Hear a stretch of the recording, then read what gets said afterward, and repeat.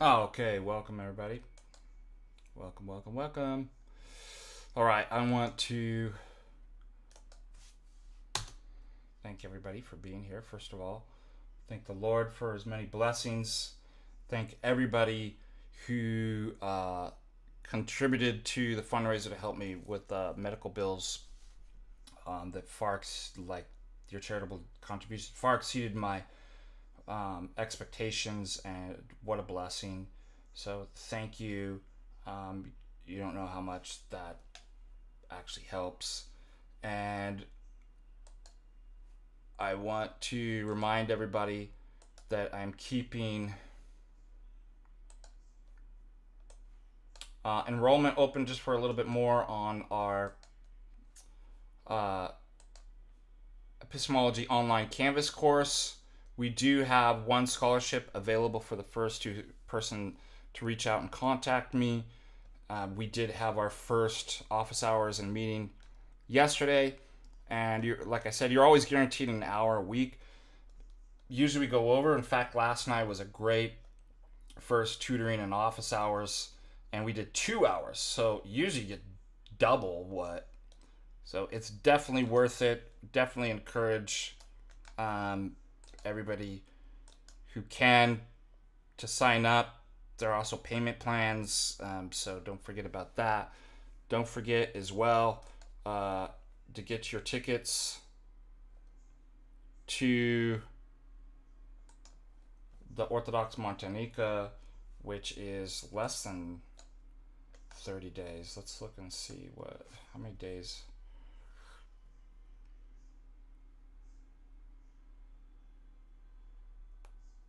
Because it doesn't show up on my computer for some reason. It'll show up from your end and on my phone.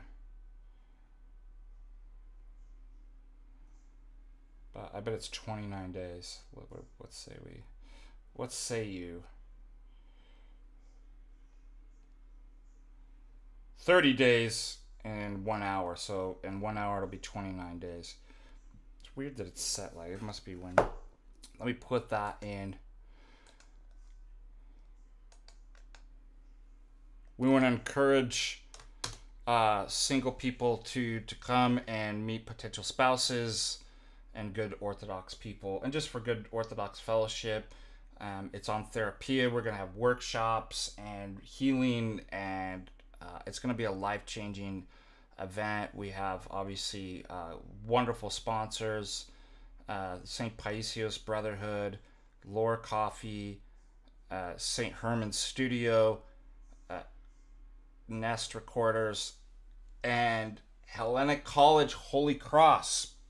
So thank our sponsors. And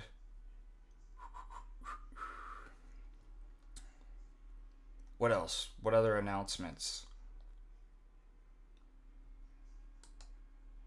Dave the Philippian, thank you so much. Donates $10, a regular contributor. Thank you so much, Dave. All right. Any questions? What is going on? Oh, don't forget the band, the live professional bluegrass band, Well Beaten Path, will be there. Our Grace Bishop Maxim will be there. For those of you who want to come early to the conference, we'll have His Grace with us the entire week from Pentecost, because he'll be celebrating our patronal feast day, Pentecost, at Holy Trinity, liturgy Monday, Holy Spirit Monday, probably in the Helena area, and then Wednesday, probably a liturgy to be announced, the location to be announced. So, I mean, this is really special too. You could actually come early and receive the blessings of the bishop all week into the conference and through the conference, and then ending with the hierarchical divine liturgy the Sunday of the conference, which is June 15th. Of course there will, yeah. I mean, obviously not during when the band's playing, but after, Saturday night in different places. Yeah, absolutely. People will be bringing their musical instruments. All right. Let's go. What questions, discussions, things you want to go over today?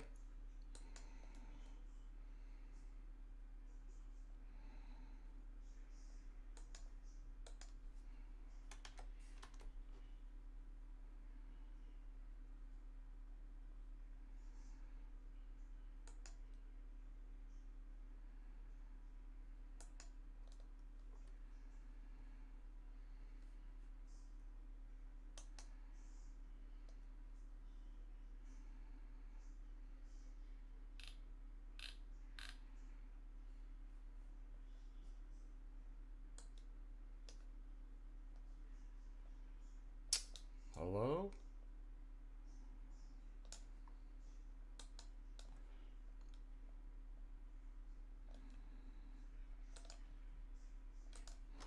Second.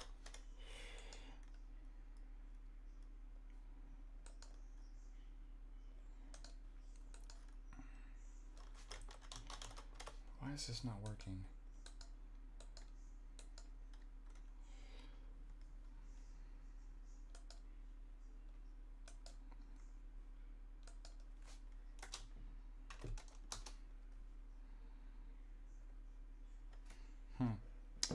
All right.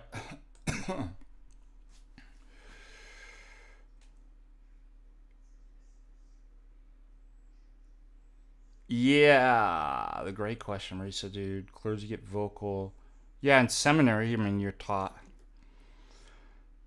It wasn't that much, and obviously some have more natural talents than others. Some can't, have a really difficult time with singing. And then, people were a lot better than myself. Priests, choir directors, people that were actually opera singers kind of helped me.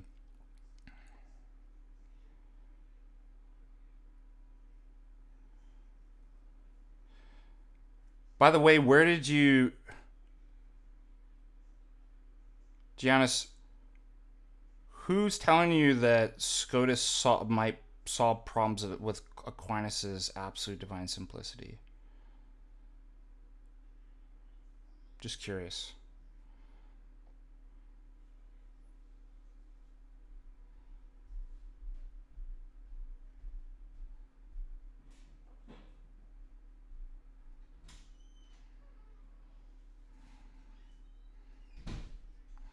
Is Draconian in here?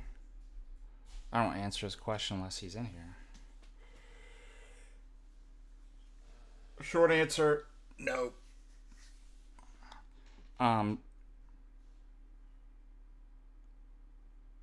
These sorts of distinctions are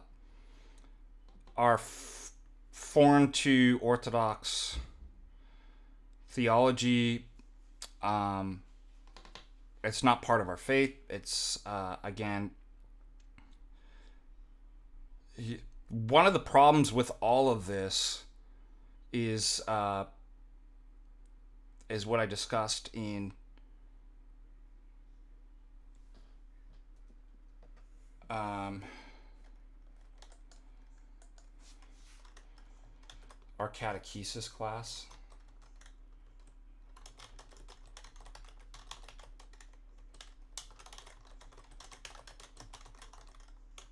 Reducing these mysteries to a philosophical system, especially a philosophical system and distinctions that are not in orthodoxy.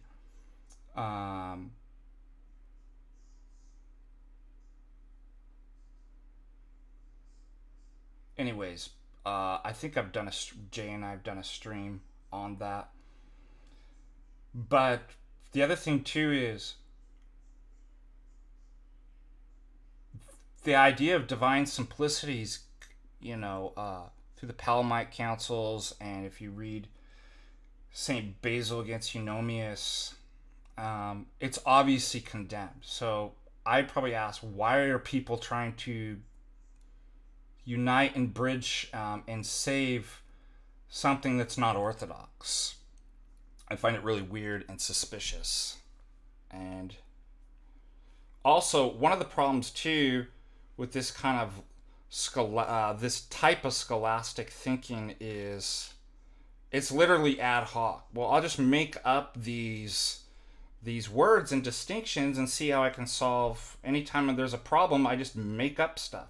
Well, that's what's called a distinction in re versus ad intra. Like, they have all these things, and it's like, to any Orthodox person, it's absolutely absurd. But like I said, it's totally sus. Like, why somebody would try to bring in a foreign philosophy and way of thinking and made up distinctions to save something that was condemned.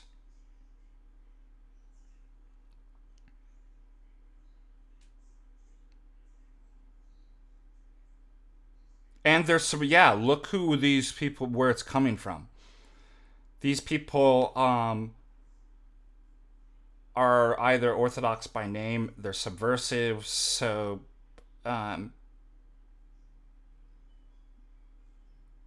engaging with these people, they're trying to the same people pushing SCOTUS and trying to rehabilitate heretics and heresies. They're always doing the same thing, and so have nothing to do with them. Like,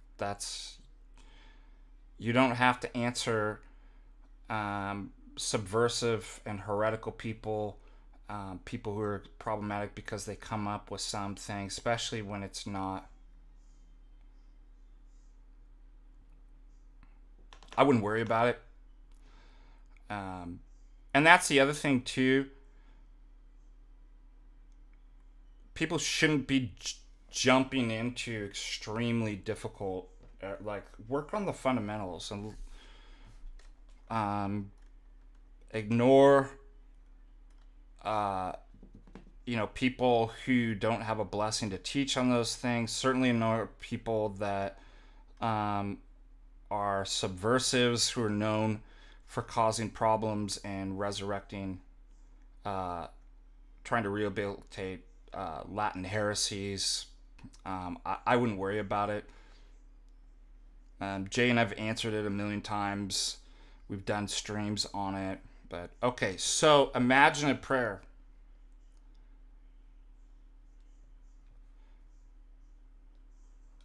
So first of all, it's never been a practice in Orthodoxy.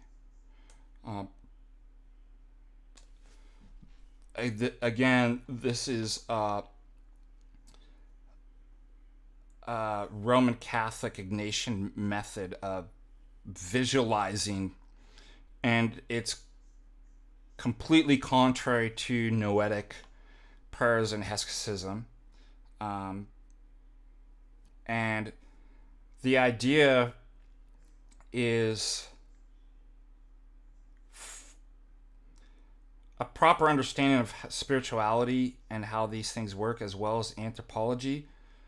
So the idea of noetic prayer is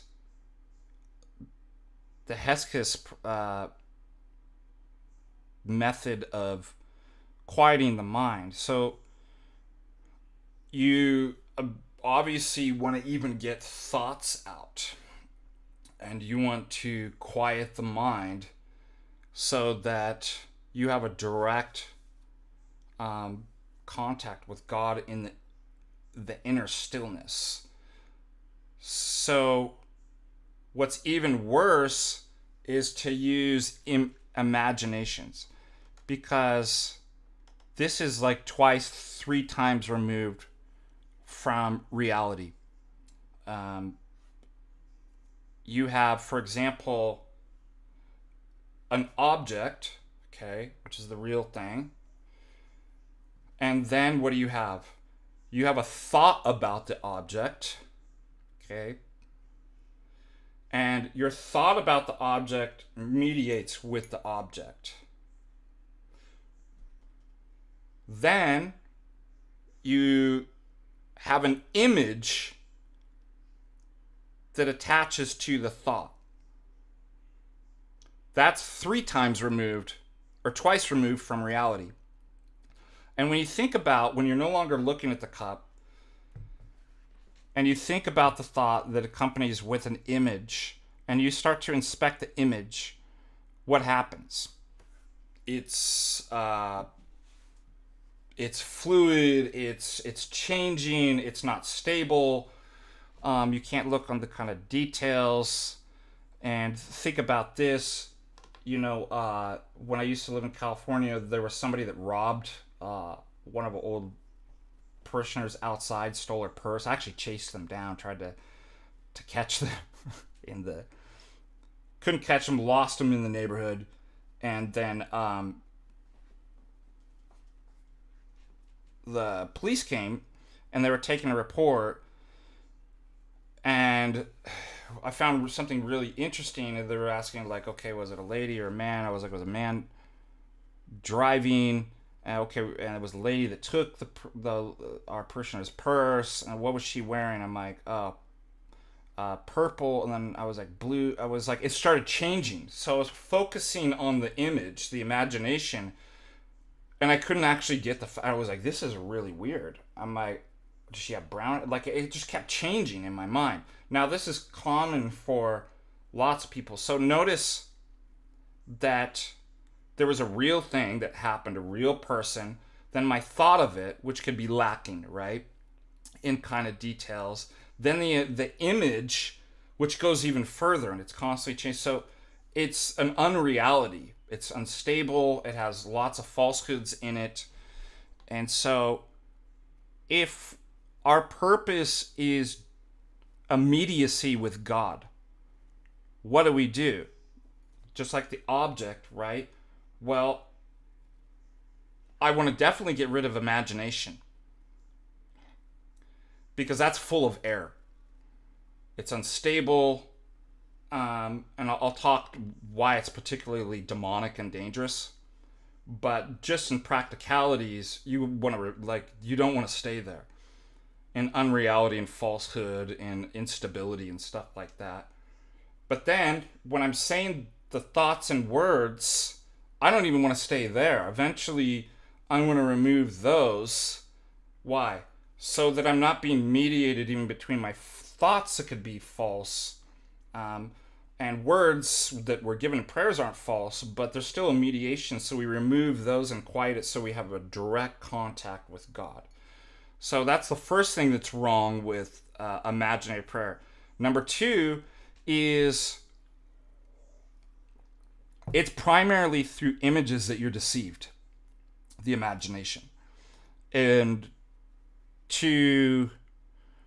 all you have to do is think about how media and film works and montage theory, that I can literally present a montage logic that has nothing to do with reality. Erroneous conclusions by simply just matching images. 2 images together give you a third idea. And so that's why propaganda always uses specifically visual images, not only auditory images, imagination. And so the demons know this really well. And so the demons themselves, when they're assaulting you and manipulating you, use not only thoughts but images. Images are extremely powerful.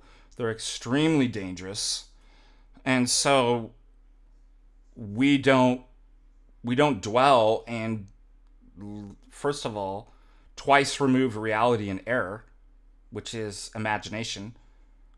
And second, we don't dwell in areas that are exactly the domain of the demonic influence and prelist and all of that. And this is exactly almost the majority of people who fall into prelist and heresy and all these things from imagination. So that's why. Does that make sense?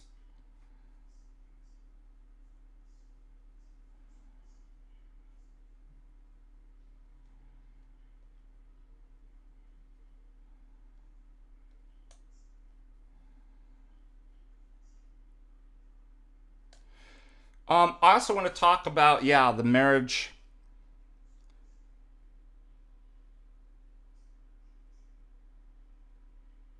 Oh, what was my third point? And it's a non-orthodox practice. So that's a common theme. Do not bring in non-orthodox. What is orthodoxy? We keep what has always been kept, right? Why is the altar the way that it is? Why do we do? Why is the gospel and gold like? Because what happened when the three wise men went to find Christ in the manger? They offered incense, myrrh, and gold, and they worshipped him, it says. So, what do? We keep incense, myrrh, gold. We always do what was kept and been held in practice, and we don't introduce non orthodox stuff. So, without even kind of getting whether it's SCOTUS and this kind of scholastic way of thinking, without even getting into the details, or imaginary prayer, sacred heart, worship, all these different things, before even getting into the details of why it's dangerous or heretical, just be like, it's not orthodox. Why bring in stuff that's not orthodox?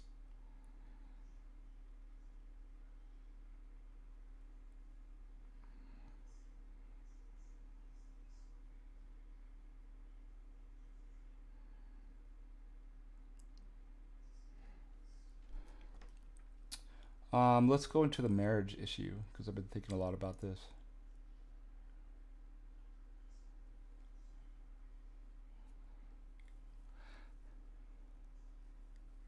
So, in terms of dating and marriage,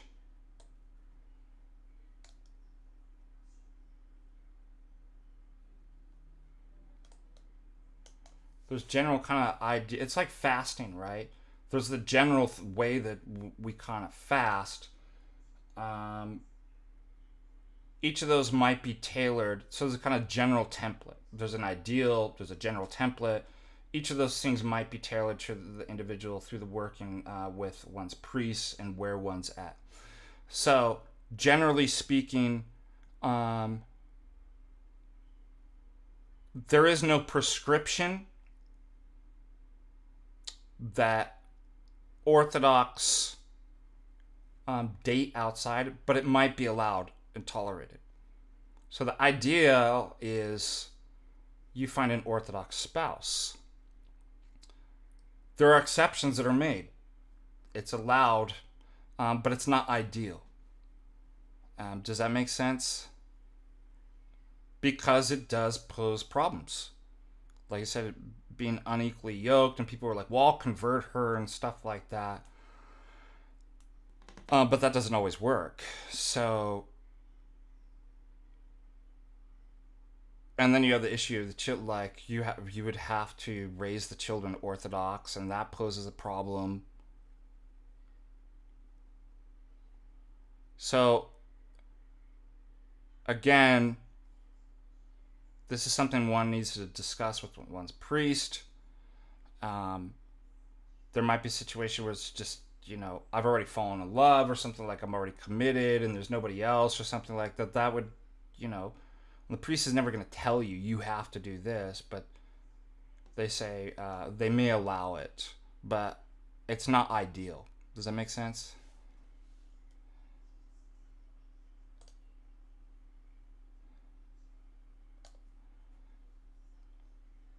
And then, yeah, as Rip points out, well, what is the marriage? If you're not, so if you're dating prior to, and then you have a crowning ceremony, the person's married in the church, um, that's one thing. And I don't know exactly the details of what the priest requires of a spouse that's not Orthodox and a crowning uh, ceremony. But if you're already married, I mean, basically, you don't actually have a sacramental marriage. You have some attempt at sanctity or something like that, but it's not the Orthodox marriage. Like, there's a lack. And so that's another bad thing too.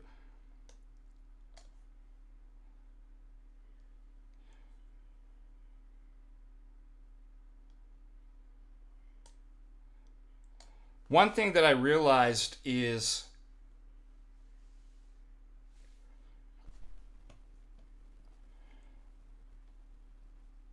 your spouse can't take the Eucharist. Like, so you're excommunicated from each other in some sense. You have some type of kind of legal an attempt at sanctity, but it's like 1 foot in and 1 foot out. Like, it's not ideal at all.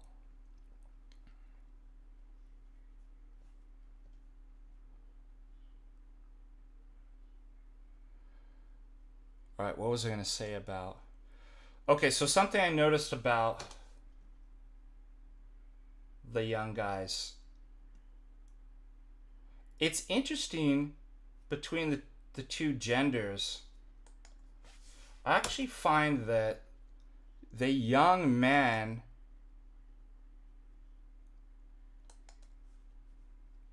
have more of a desire, an urgency to get married than the young women. Do you find that that's true? And then we'll talk about why.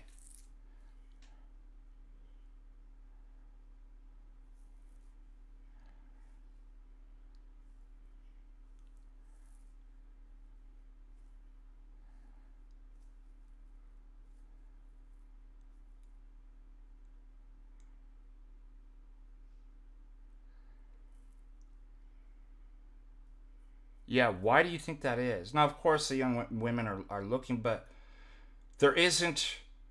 This is what I want to say. I detect a desperation in young men that I don't. And so both are looking and both want to get married. There's a desperation to be married with young men that isn't with the young women.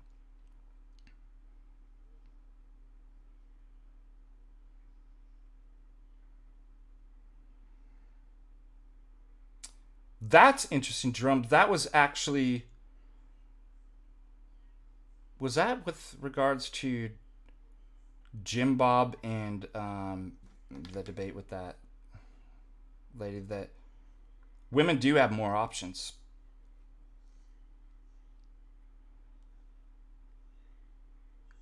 Men don't.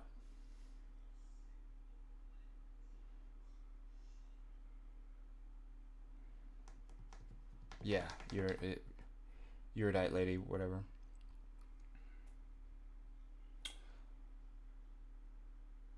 Um,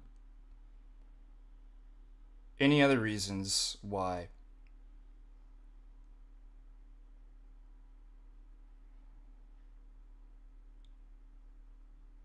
Well, so I think that's an important thing. Women are in a better position. They have more options. Um, men men don't.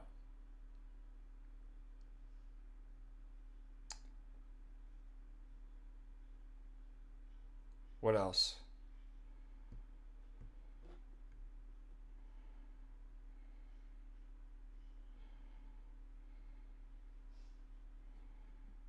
I don't see that as much in the Orthodox Church, that the women are focused on school and career as much. Maybe I'm just in more traditional communities in Orthodoxy, but I don't. I'd say most all the young women that I know are not part of that mindset at all.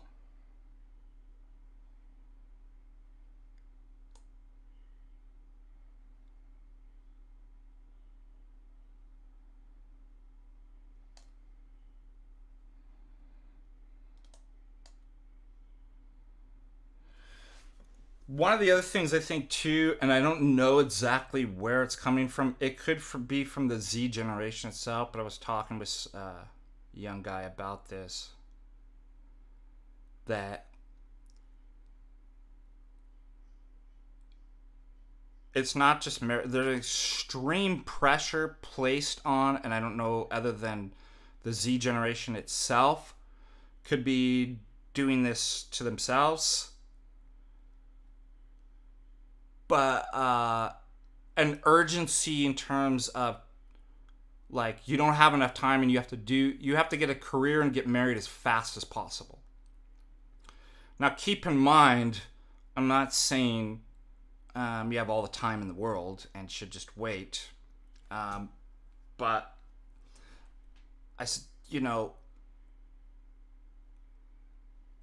I even had this pressure, and I actually started when I was an undergraduate. I started there was this expectation like, well, you better not take a year off from after you graduate from undergraduate because you have to go to a grad program and get a master's. I mean, you don't want to be 30 when you have a PhD, and it's just like, I'm like, where is this coming from?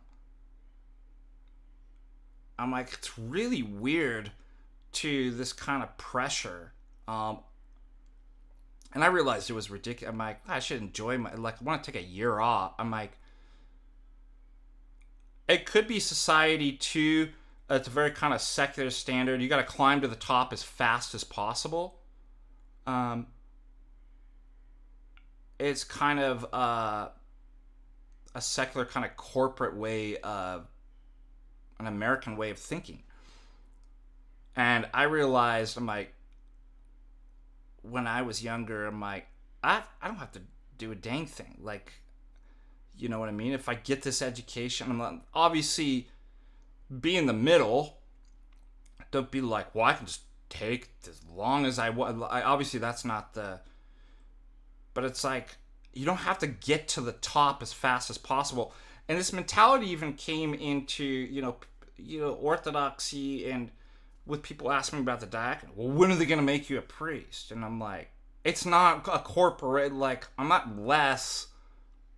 There is a permanent diaconate. Now I'm open to becoming a priest, and I've been asked twice by my archbishop to be made a priest put somewhere, and I didn't think it was right at the right time, and I talked to my spiritual father, and he'd actually instructed me no. But that's not how Orthodox think. We don't think like, well, you're doing better the higher ranks that you climb. Like, this is ridiculous. All those parts of the body are just equally as important. Now, there's authority, right? The levels have authority, but it's not like you're doing. If you're a subdeacon or reader, you're doing bad, and because you're not a deacon or a priest. Like, that's ridiculous. Like, no, that's a really important spot. Just as important as we need those. So I think that's a kind of secular mindset that I have to get to these places as fast as possible. If not, then I'm not doing well in life. And so I think the young people feel that kind of pressure that, I got to get going as fast as possible. Okay, the other extreme is you should not be 18 years old, 19, 20, 21, let alone further in your 20s, probably living with your parents, playing with kids' toys and playing video games and collecting Funko Pops and watching anime all the time. You've been infantilized by society, or watching, being obsessed with Disney. It's time to grow up and put away childish things. Like, there is a time to man up and grow into manhood. Okay? So that's the other extreme. So the two extremes that I would say, you're wasting time and you're playing with toys and dolls and watching cartoons and anime and playing Dungeons and Dragons. And you're not growing up, versus the other extreme, well, I have all the time in the world. It's the middle road, okay? And I was talking with Father Hans and some different other priests, and like, I stopped playing with toys at 13, 14 years old. I didn't watch cartoons. Like, this is crazy that people are, and I rarely even played video games. As far as video games, growing up, my parents only allowed me to basically play on the weekends if I'd gotten all my homework done. And I was mainly outside playing with friends and doing stuff in real, not in a virtual world. And so it's hard for me to relate. I'm like, I don't get it.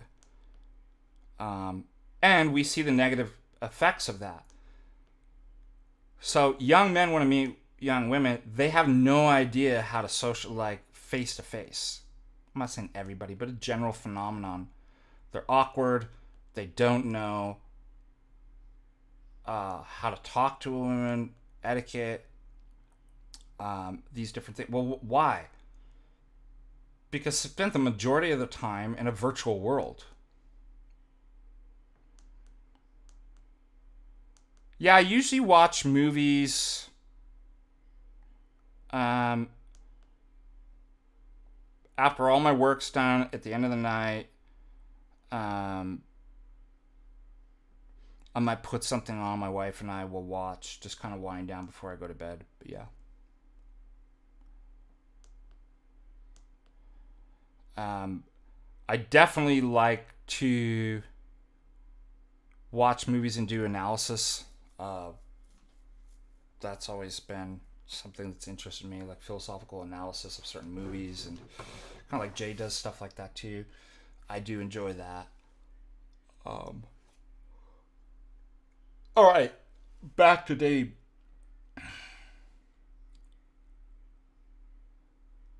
Young men feel an urgency to get married, yet they're not men yet.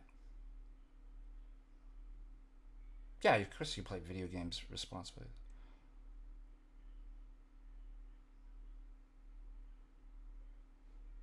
Yeah, I'm not totally. You play board game, video games, watch a movie or something like that. Um, the only thing that might be a little bit different between movies and video games that you have to be a little bit more careful about is that, especially video games these days, are designed to be more addictive than obviously movies and stuff like that, and to have you, they're more involved and commit, like they're designed to have more time commitment. So that's, I mean, just if you do engage in video games recreational, this is totally fine. You got to keep that in mind, that like that's a little bit different than other recreation. There's a little bit more kind of dangers with that could draw me in. Yeah, see what I mean? Like, they're designed to actually do that, so you got to be careful about. I struggle even just with social media and scrolling and stuff like that. So I got to be these things are designed to wrap you in. So I've got to be attentive about that and kind of send boundaries and stuff like that. There's just distractions and things that'll pull you down into bad habits and addictions and wasting time everywhere. And so in light of that too, I'm like, well, I don't want to add another thing that if I already struggle, with the internet and the way that it's designed and scrolling, wasting my time and stuff like that. Like, I don't want to add another potential vice to. All right, going back to, Jay Dyer has a good one. Like, he may play a video game, like Mario Kart or something with his wife once a month. Like, that's actually really good. I'm not saying you have to do that little, but there's nothing wrong with doing, just a neutral kind of. I just want to do something neutral and recreational. But like I said, it's much more difficult to maintain moderation with video games. That's all I'm saying. Than like movies or crossword puzzles or jigsaw puzzles or something, but like, I'm addicted to jigsaw. It's just, it's like, yeah, I think it's fine, Rip.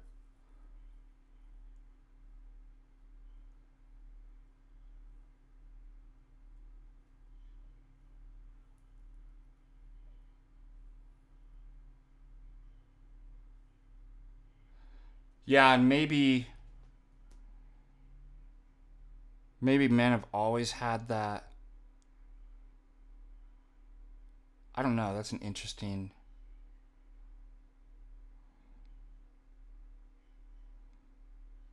Here's the thing with the young men, though. People will be like, well, people got married, you know, like, let's say you're 18 years old and you feel an urgency to find a spouse. And you were like, well, people were getting married back in the day, 16. It's like, you know what a big difference is and nobody's talking about? They were men. By 16 years old, you were a man. They weren't playing video games, playing dollies and watching anime, and playing role-playing games, or Warhammer. They were working. They were ready to be a man and lead their wife. And 18-year-olds are not, for the most part. They are spiritually, psychologically, and socially immature, far beyond, and that's no fault of their own, for the most part. It's because we have a society that's caught, like, again, I mean, people were living with their parents until, you know, well into the 20s and 30s and engaged in infantile stuff. That's why I want to encourage young men, get out of the house by 18 if you can. You know, there's exceptions sometimes, and sometimes you need to take care of your parents and stuff like that. But you need to work. You need to be able to, you need to have experiences where you fail and learn how to rise up on your own. You need to be in scary positions where it's like, nobody's going to help me and I've got to figure this out. You need to learn to become a man. And the young men have to think about, you know, they're looking for spouses. That's not going to solve everything. What do you have to offer the woman? Are you a man yet? Are you ready to lead? Do you have the virtues required? Or you just think you're just going to grow into it? And so young men are always criticizing women, you know, and making the standards so high. They're not looking within themselves and be like, you have nothing to offer this woman. You need to man up, right? Stop playing with toys. Start getting a job. Try to get, you know, you don't have to be figure it all out and get a career or something like that. But you should be getting some independence. Like, it'd be really healthy for you to get out of the house and actually work and try to, you know, save up money and pay rent and, you know, work towards those things so you grow into your manhood and then have something to offer the woman as spiritually, emotionally, and psychologically mature. So I want to tell the young guys, like, you are not ready for marriage. Like, you know, again, the priest might, if something works out, but as far as in the abstract and ideal, like, am I ready for marriage? But like, no. That doesn't mean a priest is going to turn you down and not marry you if you find, you know, a woman or something. Like, they'll meet you where you're at and stuff like that. But get out of your minds this kind of urgency. I have to get married and find a spouse right away. It's like, you need to get a job, and you need to start working on yourself. So just like Saint Seraphim of Sarov says, rather than trying to go around and convert and save everybody, save yourself. Acquire the Holy Spirit, and then thousands around you save. Seek first the kingdom of God. Work on yourself first, and the rest will be added unto you. Make yourself a man that you have something to offer the woman. Quit worrying about the urgent. You're probably not ready for that. I think there's also kind of, you know what's interesting about the Z generation too? And this is really sad. They're paralyzed with fear. I think that comes from just how uncertain and chaotic the world is that they were born into. That my generation, Generation X, didn't really kind of have. Furthermore, they're brought up by parents that coddle them like, well, don't do that, you'll get hurt, you know. They're generally speaking, risk avoidant. Where, you know, my generation was known almost the opposite. It's like constantly breaking, like everything we did was just risk. It's amazing we're even alive. But that makes a difference. Like, if you're brought up by parents and a whole society telling you you're going to get hurt, you're going to get sued, you can't do this, and you're bailed out all the time if something does happen. And then you're in a world that's, we don't even know what's going to look like in the next couple years. It's totally chaotic. All the things that were considered to be stable institutions are breaking down. I imagine that produces a lot of fear and anxiety with the young. And I see that. They have no idea where they're going or what they're supposed to do, and they're afraid. And they're isolated. One of the things I'm going to be talking about, and I'm going through I'm working some stuff out, reading Timothy Patis's book, The Ethics of Beauty, it's a type of trauma and PTSD. The way you're brought up, society. And what that is, any trauma is an excommunication. An excommunication is being cut off from your community.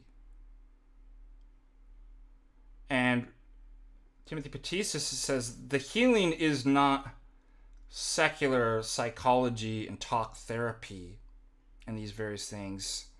It's liturgy. What is liturgy? Communion.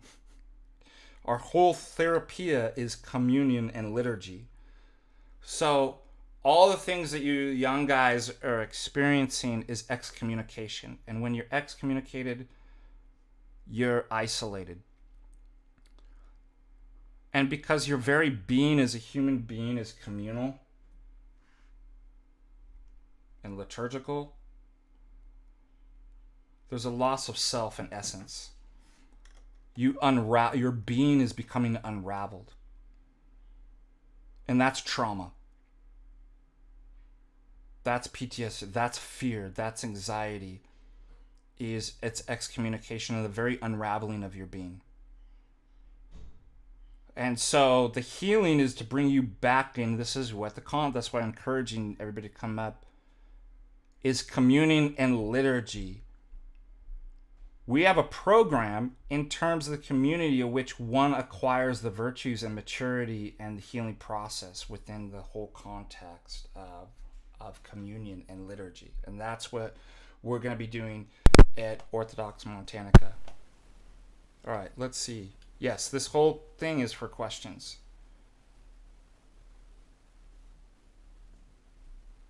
So just to give you a foretaste of things that we're going to be working on and talking about.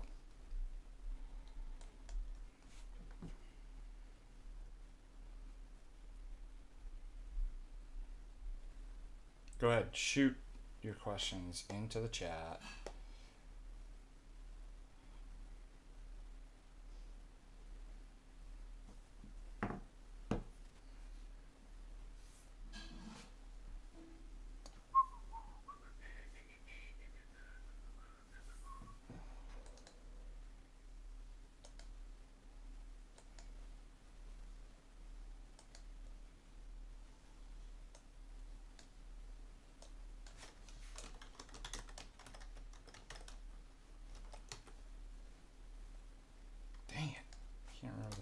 what I'm trying to get.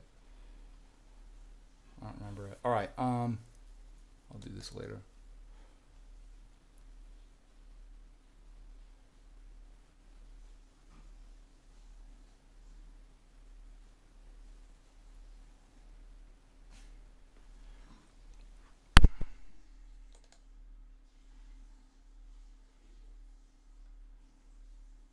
No, I don't think that's true. Isolation does not help when you're working on your relationship with God. That is not true.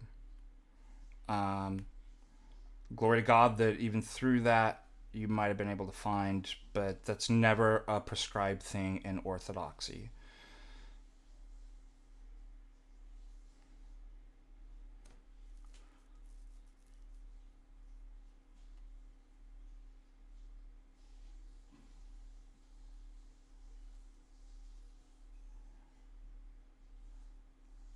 Isolation's not even in monasticism. Like, they're in a community. To become a hermit, you'd have to be that. You're still connected to the monastery. You still have people that bring you food and visit, and it's only very, very advanced spiritual people are even allowed the blessing to do that, and it's only for a small period of time. So, absolutely not. It's extremely dangerous place to. But God can meet you where you're at. Like, people have found the church through psychedelic, experiences and visions quests. We would never be like, yeah, you should go have one. It's like, that's extremely dangerous. I mean, thank God you were saved in that place, but there was no prescription for that. In fact, there's a condemnation of isolation. It's literally the opposite of our theology, and it's anti-Trinitarian.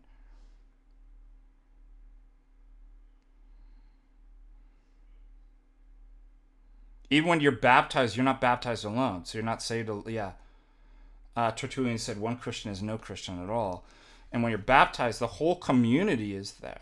Even when you're the catechesis prayers and being received into the church, the people are actually saying like it with you, and they do it 3 times so that if they're ever the person who back in the day were like, you're a Christian, and you're like that there was a witness like, well, they said it too. They confirmed it 3 times. That I don't think any isolation is, I mean, taking a hike or something like that and going out fishing, yes. But yeah, it's extremely dangerous to any prolonged periods of time to do that. And you certainly would never, if you did do that, you would never decide to do that on your own. You would need extreme guidance from really holy and mature, spiritually mature Orthodox priests and monastics to help you through something like that. But like, I'm not talking about like I'm going camping, right? I'm saying for any extended time.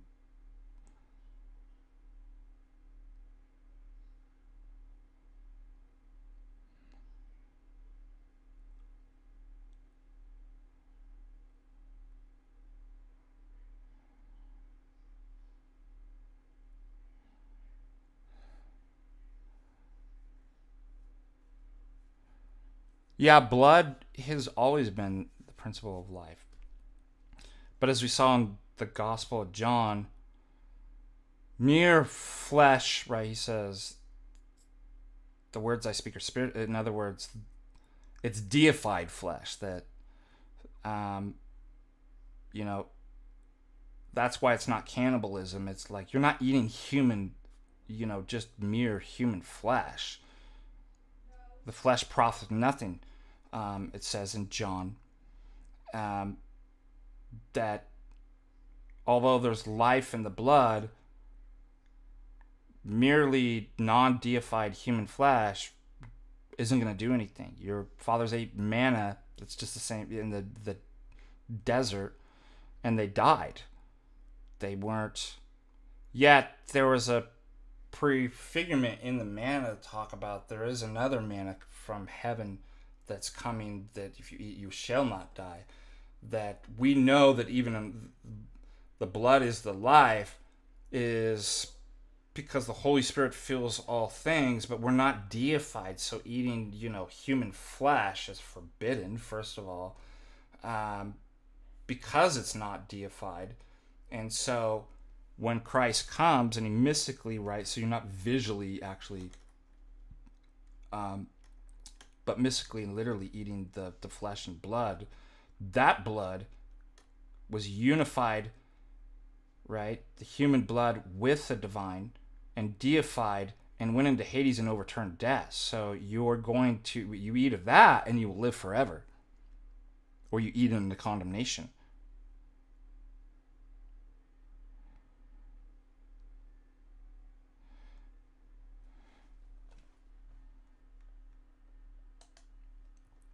All right, I want to...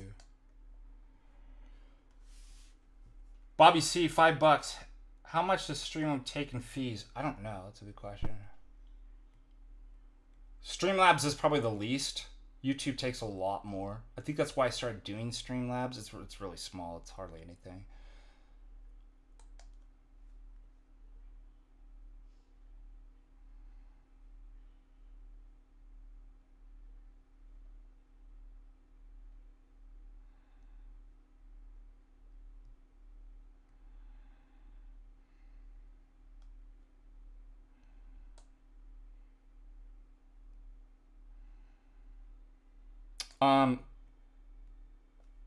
It takes a lot of practice to focus years and years and years and years. So one of the things I always kind of warn people against in orthodoxy is the all or nothing. I have to be at the top or at this level right away. That's a temptation from the devil, and what's going to inevitably happen is you're going to fail and then you fall into despair. That's why he's getting you to think about in that way. Christ always asks, how much can you give? Can you give a little bit? Let's go step by step. Now, it's not exciting. 1 foot in front of it, like, you're not going to get a huge endorphin rush. It's pretty mundane and boring, but it's what works. And that's actually the hardest. To be able to find dedication, it's easy to be dedicated to something when you're on a spiritual or emotional high. Like, oh my God, I'm so excited to do this work in my job, or, I'm just thinking about like running. I could never run on a treadmill on a gym. It's so boring. The only way that I could actually do running, I had to be motivated by a high of nature, like being out in the woods, seeing the trees and stuff like that. I've always had a motivation problem that if I don't like somebody, that really can't do it. But yet, God gave me challenges like that, but that's exactly how I acquire virtues. You don't acquire the virtues when it's easy and your endorphins and you're getting dopamine hits. It's when you do the hard work when you're not motivated by those chemicals. And it's just, then you actually become something. It's like, yeah, but I can actually do this, and I can do more and more without relying on neurochemicals to give me a high and so that's where you really get actually good over a long time, make advancements, is that just step by step, the mundane, do a little bit improvement. And then you look back, because I look back, we've been Orthodox for, probably 14, 15 years, and I had the same problem when I first started. Like, I could not keep my mind, especially with ADD, and visualization, my mind was constantly at images. And I'm nowhere near, where the ascetics are or something like that, but it's I made a huge progress of being able to hold attention. which is amazing for somebody who is attention deficit disorder. So it's just, there's little tricks.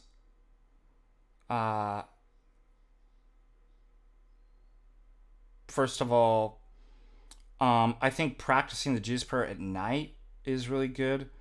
So you don't have other, like the TV's not on, there's not talking, it's dark, and you'll be bombarded with thoughts, and then you have to learn when they come in how to push them and redirect. And it'll just be like this. They'll keep coming and you push it, right? And you push it and you just have to do that for years and years and years. And you get better. You can hold the attention span for longer and longer. But you can only learn that by being assaulted with thoughts and learning how to push them away. Sometimes breathing helps.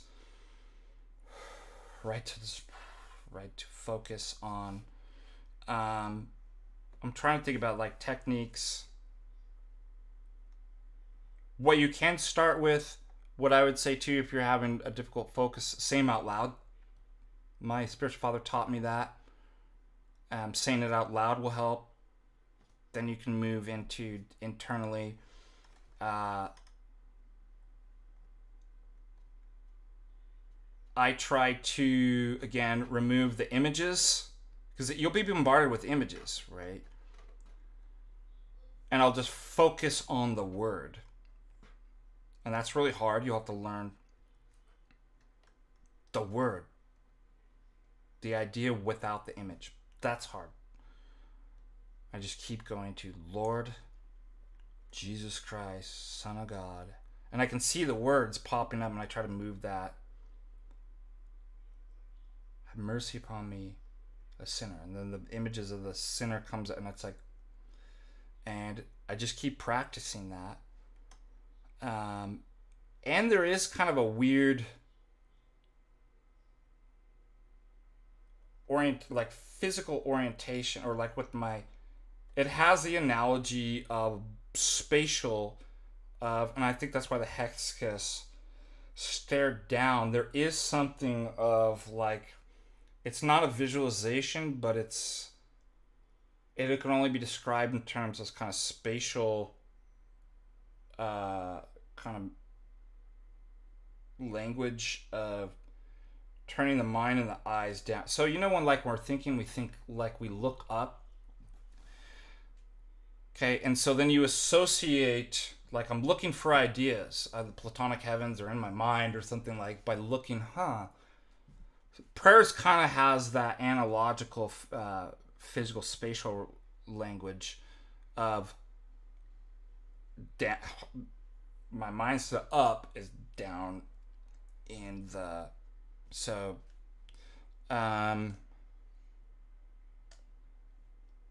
also if I get demonic thoughts, that they'll come to you too, like bad, just gross stuff that I redirect it. I found this in the Philokalia of, it's kind of like just like, rather than fighting it directly and be like, just stop thinking about, I'll redirect it into me thinking about something else.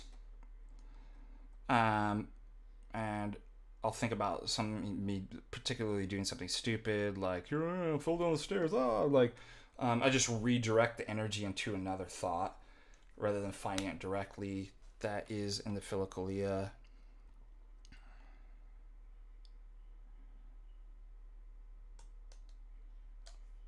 Yeah, there's all kinds of preconditions for truth. Reality, a mind, forms, universals, language, identity over time, that the future will resemble the past. Yeah, a whole bunch of stuff that you could, it's like looking down into the heart. But don't get caught up in the, like, you know what I mean? Like, it's weird. I mean, you're stuck using kind of analogical, spatial, bodily language, but like you obviously don't want to.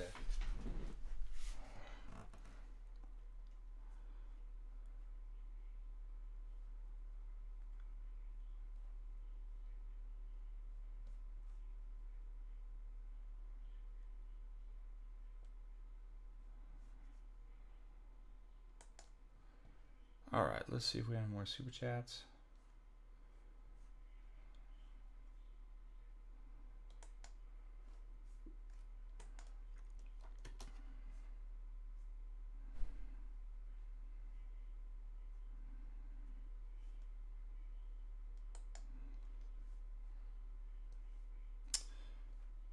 Okay, I'm going to just give me 2 minutes. This coffee's getting to me. I gotta use the toilet. Forgive me. I'll put it on our logo, and I'll be back in 2 minutes.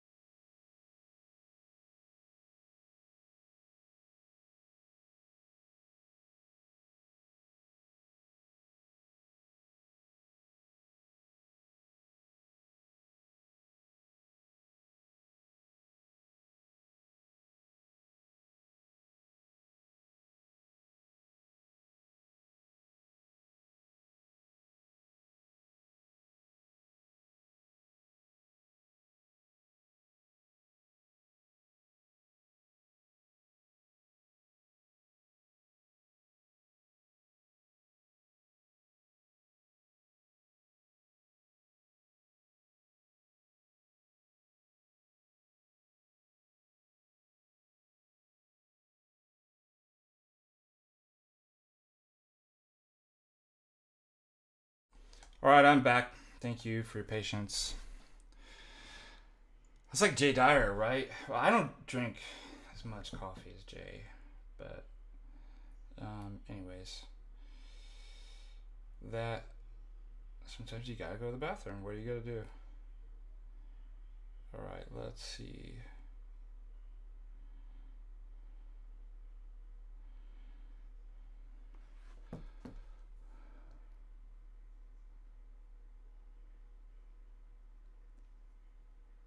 What do you guys want to do with your lives, with the class? For some of you wanted to do some philosophy of mind stuff.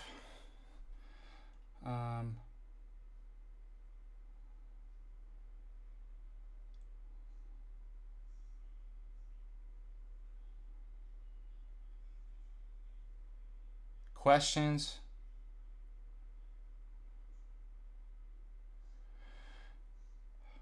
We did talk about, and I think I'm gonna open like a Twitter space where you know how Jay does Twitter spaces, and everybody comes and rather than debate issues, has catechesis and questions. And he says, "Go talk to your priest. This is not the time." I think I should just open it up. Catechesis and continuing education Orthodox questions. Bring in and have call-ins. I don't know what passive spirituality is. That's a good question. What is passive spirituality? Doesn't sound good.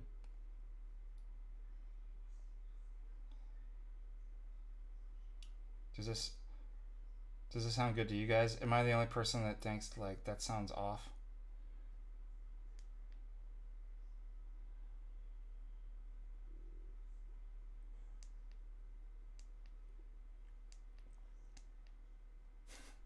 Sounds like, what's the least I can do? Is there any way that I could not do anything and just be passive and make advancements spiritually? Because that's the one I want.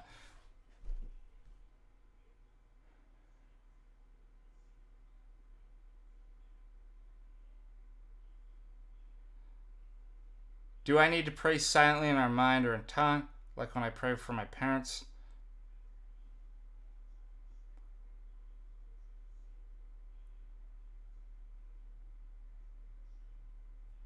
no, there might be times to. There's times that you're told to be silent, right? Don't go be like, "Oh Lord Jesus, we just put on the pub," like, you know what I mean? Like the Pharisees, it says go into your room and,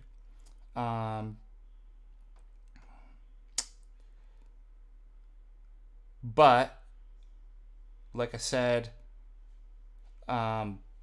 we read out loud. Depends on what type of prayers. But again, sometimes you want to say them out loud because you're getting distracted. That really helps. Because especially like in the morning, I take a while to like get my head together. Like I just feel so like out of it until I get a cup of coffee in, kind of warm up. And so I always start with my morning prayer rule before we even get to this. And I'm constantly, distracted by something. I lose, like I can't, it's really hard for me to focus. And I'm like, oh, I'm saying the wrong prayer. Like I forgot where I'm at. And I have to start over. What's beneficial in that to like say it out loud then. But unless you need to do something like that, or, we're in church together praying out loud or doing the Our Father before a meal or something like that, there's no need to particularly do that. Then keep it. But so what if the enemy hears your prayer? What they're gonna do anything other than burn them? The devil.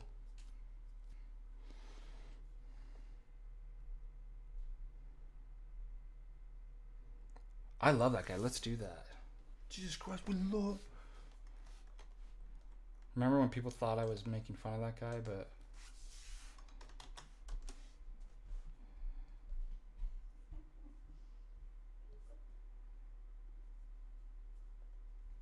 Jim Bob's back again? I just can't compete with Jim Bob.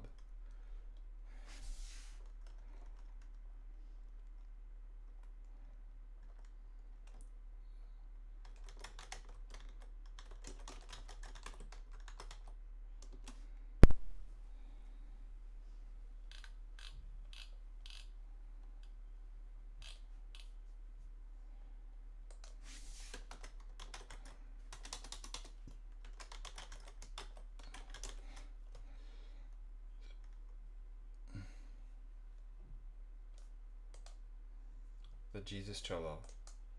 Ready? Does he actually have the...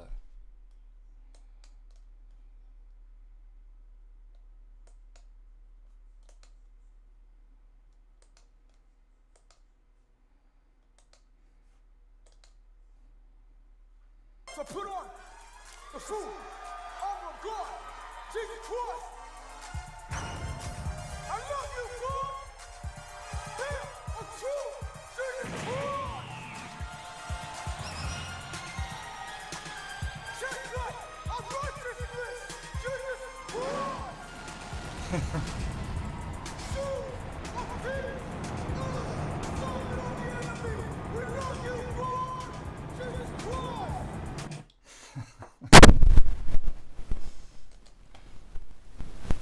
You know what's really funny? We could actually we could review Jim Bob's stream. But sitting right next to me, but boy. What a ridiculous self-interested... I mean, the kind of... It's all about her being famous. It's just so sad. It's like the sacrifice for your... Is this meta? Go into Jim Bob's children and be like, we're watching you. We're reviewing... just for you. We're reviewing you review. It's just so... Go into Jim Bob's chat right now. We are reviewing, and tell him we're reviewing... So pathetic. She could be, she could use her God-given gift to sing, and she could sing. Her song was cringe, but she could sing. She has a talented... Has anybody done this? I don't know if you call it talent. She has a skill. We're reviewing somebody live. Hudson said, I did enjoy whatever podcast. That's my plan, Hudson. Whenever I'm on, I want people left with, well, some of it's grueling, most of it's cringe, but I could watch it. I was watchable. That's my goal. Make it watchable.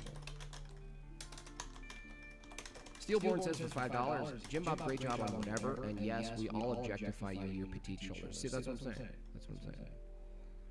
$20, thank you so much. Huge tip from Clicker. Welcome back, Jim Bob. Good to see you're back at it. Yes, I'm glad to be back.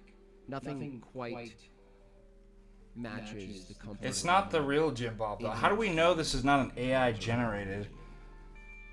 And all that. Kokomo, $10. The chick in the middle with the bangs was totally a dude. Totally looked up a grown-up Carly. All right, let's go back to... I want to just, before we leave, we've got to see if we can get Jim Bob to pay attention. Too far, you know, because sometimes there are people who are biologically, they really are sort of androgynous. Like, you're like, what the? They're called the Nephilim. Hands too? I don't know, the hands. I always listen to the hands. They're Nephilim, Jim Bob. Have I listened to the new Kanye West song? No, I don't listen to Kanye West. Oh, we got to get Jim Bob I listen to folk music. to... Oh, dude, get Jim Bob to share my stream, sharing his stream. Can we do this? That's a great idea. Folk blues, maybe some soul. You know, maybe some. Do you see what I'm saying? Jim Bob pulls up on his screen, my screen, reviewing his screen. What happens? Has anybody ever done this? PF Young? PF Young really doesn't like Jay Dyer, huh? Did you see him on Andrew there? Oh, Patristic Faith, sorry. Oh my gosh, what an insult to Patristic Faith. Thank you so much, Patristic Faith, for the raid. You just raided me. I thought you were talking about PF Young, the fence sitter. What kind of folk music? I like Doc Watson, mostly. I like bluegrass. Couple of Bob Seger songs, even though he's a filthy commie. I was listening to a song by him called Little Boxes. I don't know if you How do we put that so Jim Bob gets... You remember, right? Jim Bob, pull up. On a hilltop, and they all go Patristic Faith, university, and they me all reviewing go you. university. What happens? Come It's on, we've got to ironic do that was this. kind of like a critique on capitalism, turning everyone into sort of like mechanical things. And All right, hold on. the irony is that he's a commie. So it's like, I was thinking about political and economic systems, how ultimately any system that's workable is going to produce some sort of uniformity. And then the uniformity gets critiqued, and then the revolution happens and says, we need a different thing, not the uniformity. And then the different thing, if it wins, which it hardly ever wins, but if it does, it then produces uniformity. And it's very reflective of broken theology, heterodoxy, because they're like, we're going to reject the uniformity in the tradition. You know, 2,000 years of tradition. And what we're going to do is invent this new innovation, and then we want that to be the new uniformity. And then they end up creating their own traditions. And the irony is when they say, oh, traditions of men, they're literally producing traditions of men in real time. So it's an interesting Can we get him to do it? Where you establish a foundation, you build on it, you get prosperous, then you get comfortable, and then you get decadent, and then there's a revolution. What will it look like? What will happen? Will it break the internet? You're like, it's just Keep hitting him up until he... That's why I think, like, if you don't have a Christian view on what your purpose is here, there's nothing else that gives you purpose in these times of flux between decadence and I don't know. What's the opposite of decadence? See, I'm brain fart again. What's the opposite of decadence? It's like the best word. Let's see the best antonym for decadence. Bobby C, $5. Don't think too much about it. Can you stream snipe PF? Oh, it is PF or Patristic Faith. Are you talking about Patristic Faith or PF? I'll check it. Six of Spades, $20. Right, You and we're JB almost killed it there. on whatever. One of the best debates ever. Thanks, JB. We're That was almost there. Jordan Lofgren, $2. The Stein comment, most missed. Yeah, I had to say it, Jordan. I'm going to give myself a pat on the back for the delivery of that because I said it just low enough and just kind of wedged it in there really quick. And it was just like, it's my skill. My skill is like someone's zippering their bag up and I'm able to throw like M&M's in their bag really quick. And then later they... All right, let's go, Jim Bob. Just melted in my bag. Lunch with Jim Bob. Good job this weekend. Thank you, Tyler. I appreciate that. Kyla needs to learn about the sunken cost fallacy. Kyla, I don't think I would ever debate her again, honestly. So, like... I want to be known as... Or maybe I somebody's did done talk this to her before, but various times off. we get Jim Bob on, we'll ask. Off panel. You know. Streamception, perfect. Patristic Faith is watching your stream. You need to watch your stream back. Streamception. Pull it up. Pull it up, Jim Bob. Do it.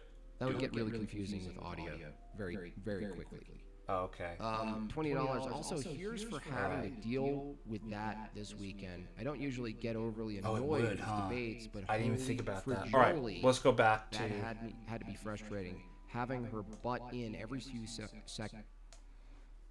What if I muted and read his lips? I'm a lip reader. I didn't even think about that. The feedback loop on... Okay, that was fun. That was fun.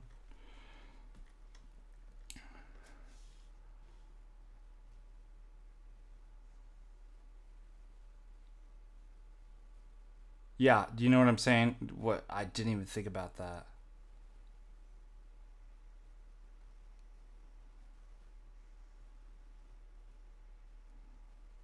How would I solve that problem? But it'd be kind of cool to hear a bit like Streamception, yeah, that was a good...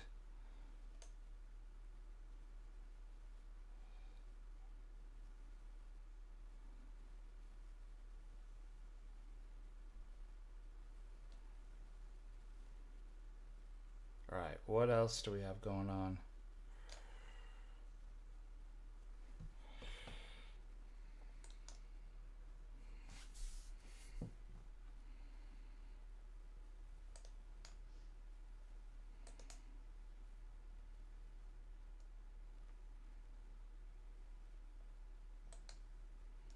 Thank you for subscribing if you have.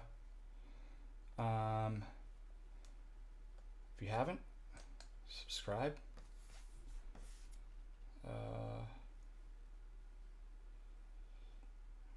Alright, what's next? What shall we do?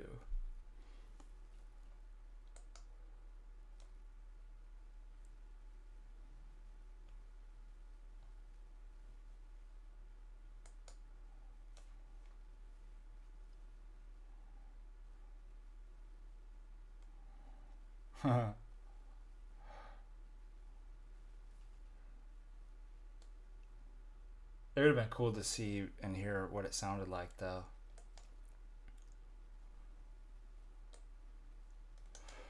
Oh, there's this weird thing. I'm going to see if I can find it and pull it up for...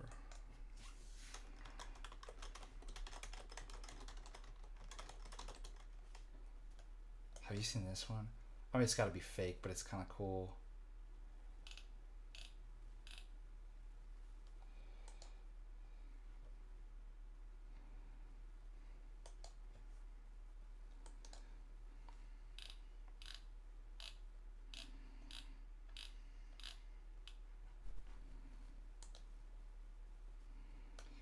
I want to see somebody reviewing it.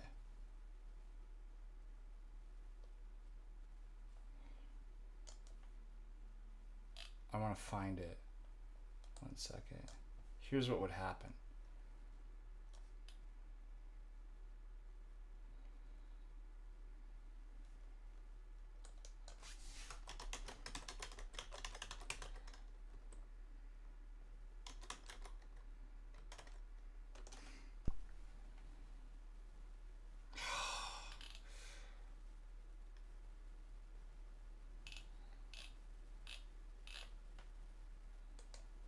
Maybe this is it.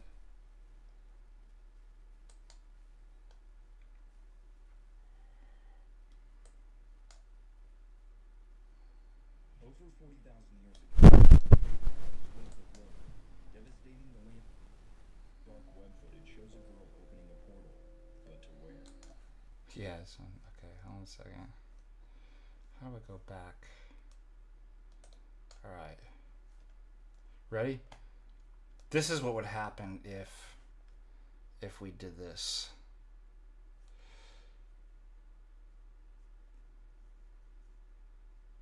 Object Fool donates $5. Great question. How does God outside of time affect praying? Do our prayers in the future affect us today? Remind me to come back to that. I will talk. Great question. Thank you for the super chat. I didn't get to see Patrick on his PhD stream. What I did, even better, I called him to wish him a congratulations. We had a wonderful long talk privately on the phone. And so we want to congratulate David Patrick Harry. Dr. David Patrick Harry is welcoming to the community of doctors. Yeah, so we're really proud of him. Good work, Patrick. Good hard work. Well done. All right, ready? This is what happens.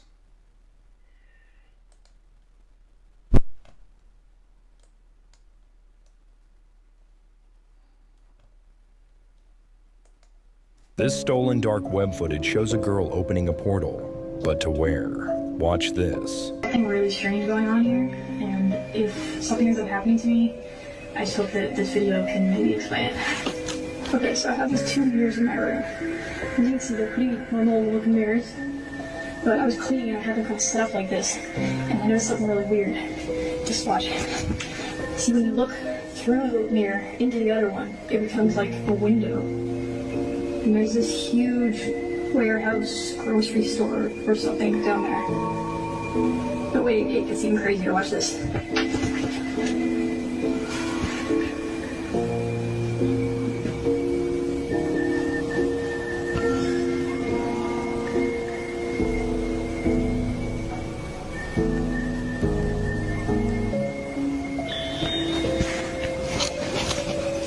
Okay, now for the moment of truth. 3, 2, 1. Whoa. What the hell? What is this place? Hello?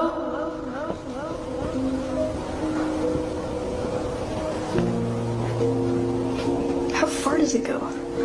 You might just be able to catch a glimpse of what's on the other side, but if you look closely, this stolen dark web footage shows a girl opening a portal, but to where? So then the whole urban legend is that this 2001 and this girl ends up missing and nobody can find her.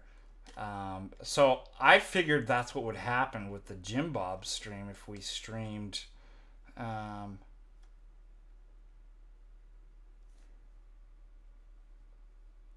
Oh yeah, that's a good point. The fact that it's older, you can see the fake VHS filters. It takes you to some ghetto Walmart. Exactly. Is that what happened? Like, we would have streamceptioned and ended up in an infinite ghetto Walmart. But it's a cool idea that I like the music too. All the way back in 2001 was able to kind of make. But there's something I remember as a kid, I was fascinated with like putting mirrors to mirrors and producing infinite kind of loops and stuff like that.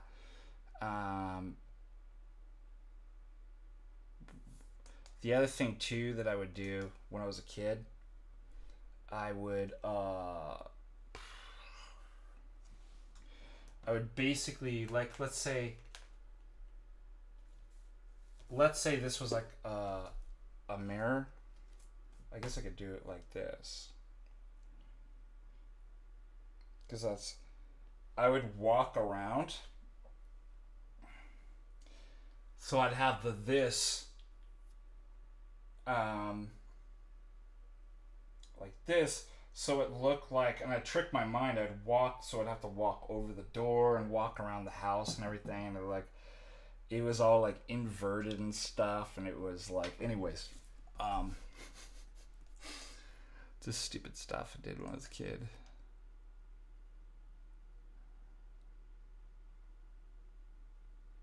Yeah.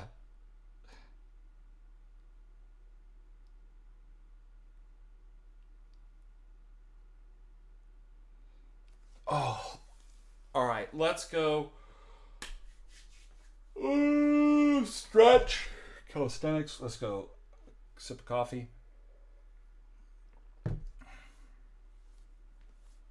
All right. So, abject fool. God is both inside and outside of time. First of all, chronological time, one after another, a quantitative, is not actually, they're mental categories. Let me see if I can pull up something real quick for you guys.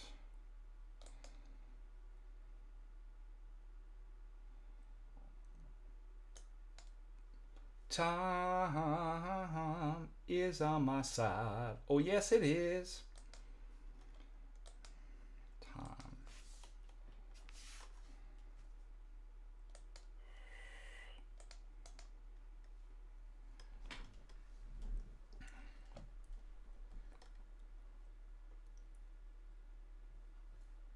That's not the one I was looking for. Let me see.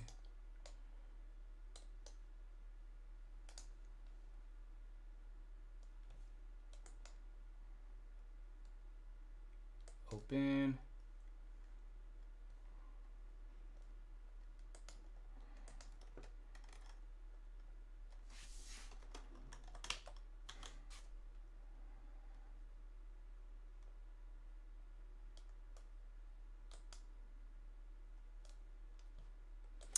I'll just go off memory because I want to look through all my files trying to find this.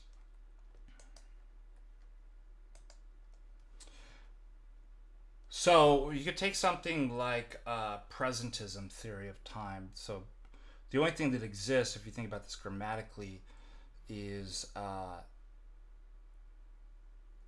present.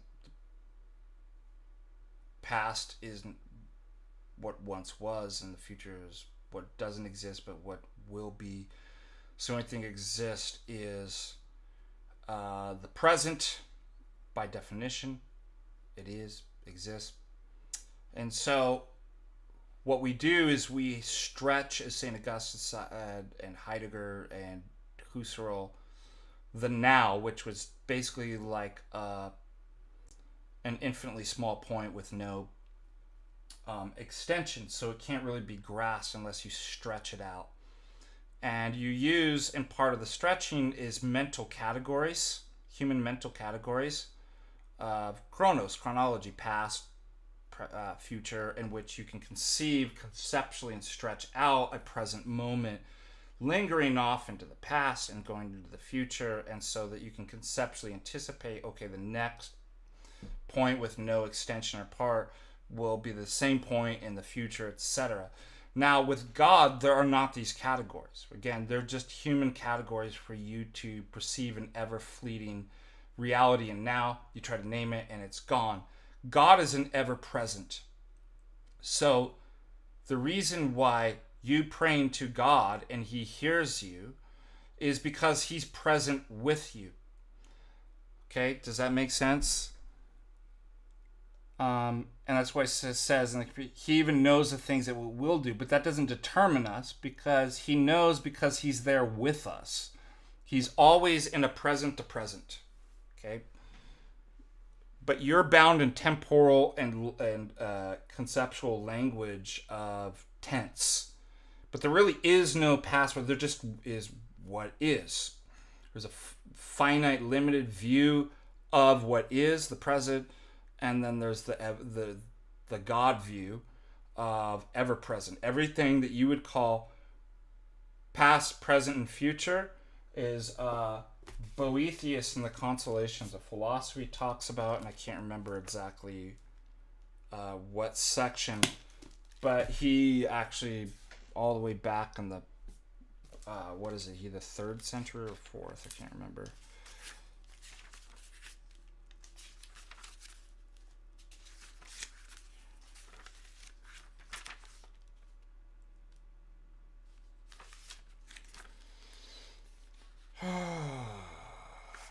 When is he? Anyways, what you call past, present, and future are like objects in the room that God sees all at once. You can't see it from your finite, right? You can't see all the objects at once. This is part of what omniscience means, is to be able to see all things at once. So he doesn't determine your knowledge when he prays. Like, he sees you as that object right there, praying, right? And he answers it. He knows because he allows you to determine his knowledge in that sense. So knowledge is not the cause of actions, but vice versa. But there's a simultaneity from God's point of view, is that the reason why he's all-knowing in terms of what you call past, present, future, and can hear all your prayers even in the future, is because they're all just present before it, just like an object is. Does that make sense? That's about as fast as I could explain that.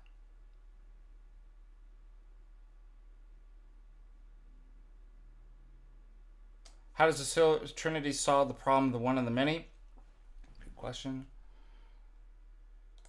Let's go here.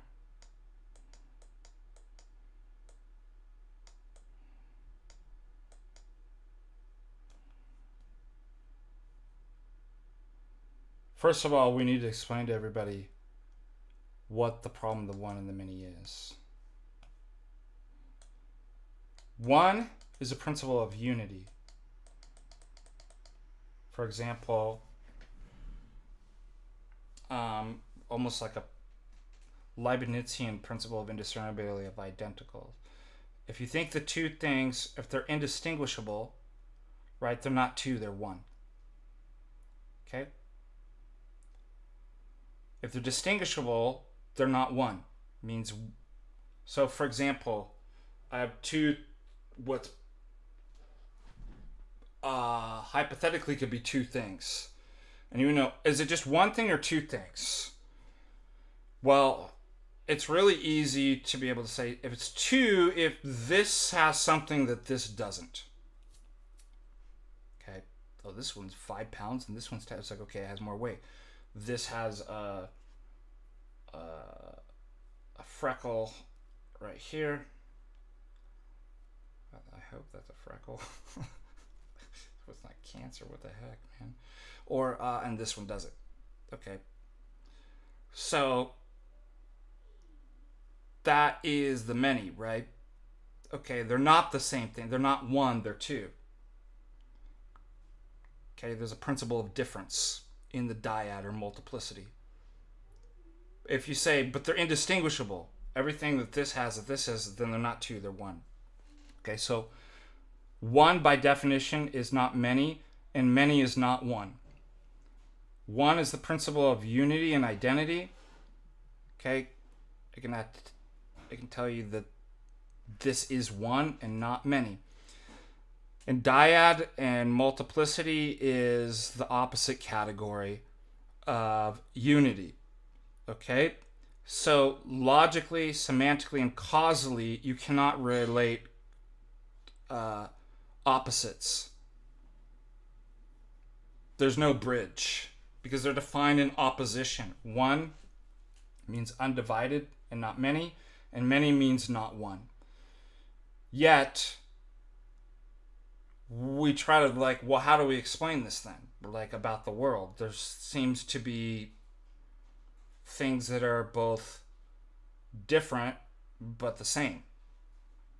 There is no way to philosophically explain when those two concepts are opposites. Does that make sense? Does everybody understand what the problem of the one and the many is?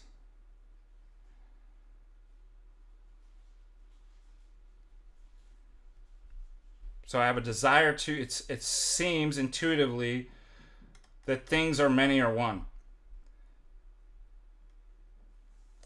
And Plato never solved this problem, right? I mean, he posits like, well, form is what we say, the name that we give a multiplicity of things, but that misses the whole problem. Yeah, but one and many are dialectically and logically and semantically opposed. So that's literally the definition of contradiction when you say something is and is not in the same way and is at the same time. So there's no way to actually bridge and say the world is composed of one and many, or something as one and many. Okay, think about this with God then. Do you have a problem with one and many?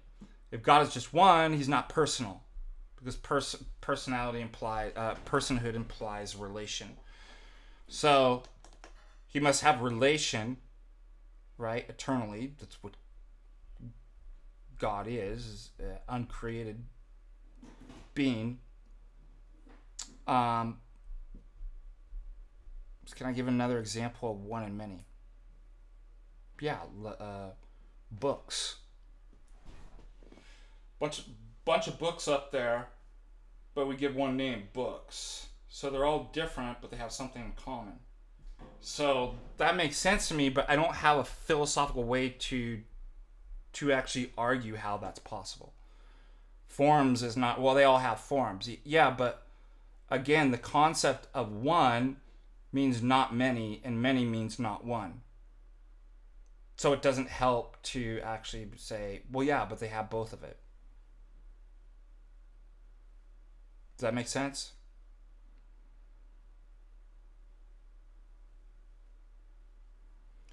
And there's multiple stories that, well, many is a falling away from goodness and being. Yeah, it's related to, that's what a universal is. Bookness. And all the particular books. So that was Plato's attempt to try to resolve the one and the many, but it misses the whole point. It's like, yeah, but it's impossible. It's logically impossible to bridge two opposites. She is pregnant and not pregnant. He's a married bachelor. Do you see what the problem is? The terms literally are antithetical. And I have no principle that I can appeal to. And the only principles that I can appeal to is either one or many. And they're both. So I need a third principle that's neither one nor many. That's the triad. And so it reverses Greek ontology and metaphysics that give primacy to one. And that's why a Neoplatonic thought that many is a falling away from being. It's a deficiency. And so it's like non-being. It's going into non-being. So Christianity comes along and says one is not the principle of all things. It's triad. Triad is what unites the two, right? How can something be both one and many? Well, you can't appeal to one or to monad or dyad because they mutually exclude. So there must be the next principle must be triad. So triad unites one and many, neither by the principle of monad or dyad by its own principle. And so triad is, in Trinity, is the principle itself of all reality, not one. So in mathematics, number, the principle of all number is one taken so many times. In orthodoxy, you don't start with one first, you start with three. And there is no, as St. Gregory Nazianzus says, there is no principle that lies behind triad. There's nothing that proves triad. There's no argument. It is literally the starting point for everything. And it solves the dialectical tension between the one and the many. And that's why Orthodoxy doesn't have that problem of dialectical tensions. How can God be both one and many? How could it be both faith and works? How could it be, one church and multiple bishops, right? And multiple geographical locations. How could it be one in multiple places in time? It's like, because the church is triadic. And triad transcends the dialectical tension between the monad and the dyad. Abject Fool, $10. Is the present the only thing that's real? Where in philosophy can you read about it? It gets difficult. A and B theories, McTaggart, are the... So, I mean, you could argue kind of like... let's see...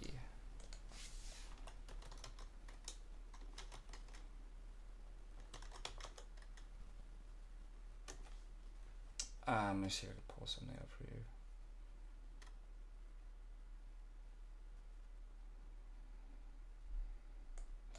A theory is the other. I think B theory's presentism.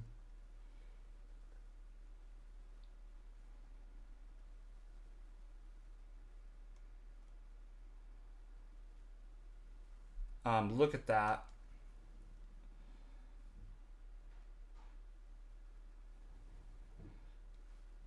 So it's a little bit kind of different. B theory is basically, and I think it's kind of more compatible with Einsteinian relativity, it's like past, present, and future are physical. So both theories I could adapt to what I was talking about. Either there's only present and there is no past, present, and future, or past, present, and future are all present before God, from a God's eye point of view. Does that make sense? So that would be like so you could reword it into, I think you could fit it into either A, B, or B, A theory of time or B theory of time. But the point still stands that either one, clearly God transcends that, but he's also, they're immanent with it. So he's not just like he's looking down, he fills all things. And that's what's important, is he's actually there with you at every point that you would call past, present, future. So that he's not determining you, he's it's a synergy, right? A simultaneity of time with God. It's just, you can't really comprehend that because you keep you're limited in the logical and grammatical tenses and stuff like that. So that's a good question.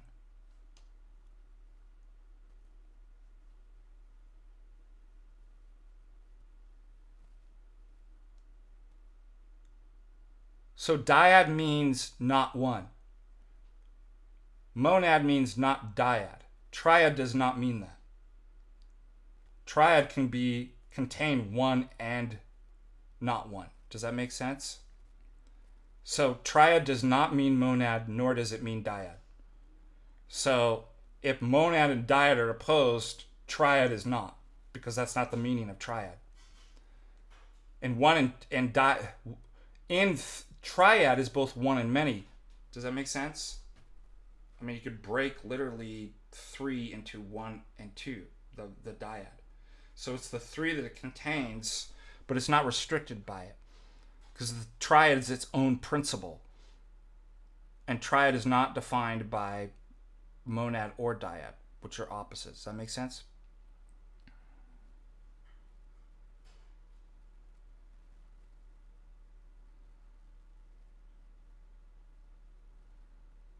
It's just difference. It's just not one. Dyad literally just means, if it's... Am I one person or two persons, right? If I'm two persons, I'm not one person, correct? If I'm one person, I'm not two persons. It's really easy. I don't know why people struggle with that. I haven't figured out. The hardest part for me is to figure out why what I perceive to be really easy is really difficult for some people. So let me break it down through an example. If I'm one person, I'm not two persons. If I'm two persons, I'm not one person, correct? And maybe I shouldn't use persons. That gets it confused. If this is one cup, it's not two cups. And if it's two cups, it's not literally one cup. That's a perfect example of what monad and dyad is. One is not two, and dyad two is not one. But triad is neither one nor two. But it contains it. And so there's no dialectical, if the dialectical tension, and dialect means two, between two things, monad and dyad. If they're opposites, then something that isn't opposite doesn't have that problem. Does that make sense? And everything else, every other number is just like reducible to either monad, dyad, or triad.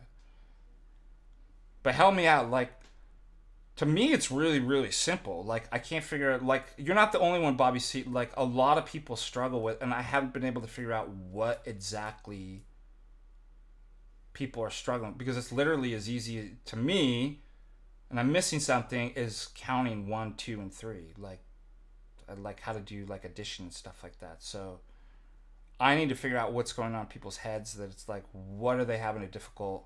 That's why I like to give an example. If it's one cup,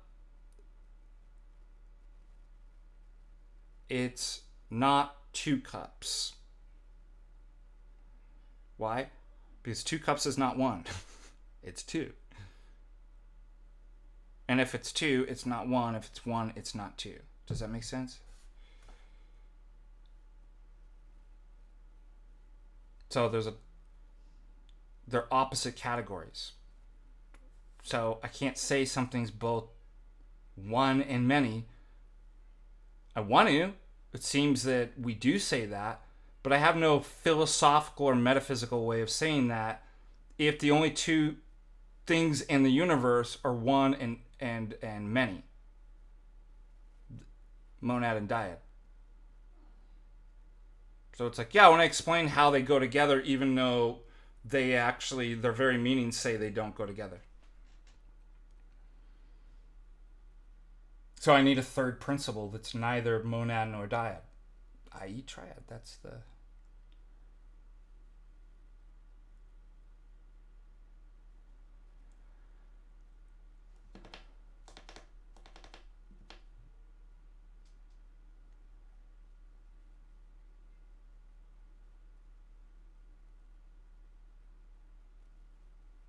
I don't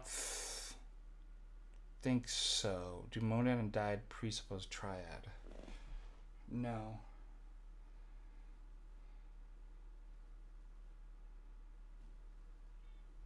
Otherwise, somebody could logically conclude, the Greeks would have been able to logically conclude and unpack monad and dyad, triad from monad and dyad.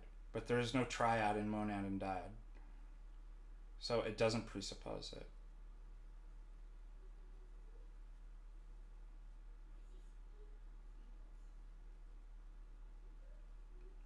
Triad has to be presupposed in order to explain how monad and dyad could exist and exist together in a world. But yeah, there's nothing in monad or dyad that leads you itself to triad. I think you're overthinking it. Just think about this. 1 is not 2 and 2 is not 1. This can't be both 1 cup and 2 cups at the same time in the same way. So they're logically diametrically opposed. So if I'm going to say something is both one and many, I can't appeal to concepts that contradict them, that are mutually exclude each other. I need a third principle. What's the third principle? The third principle, the triad. It's neither one nor dyad, monad.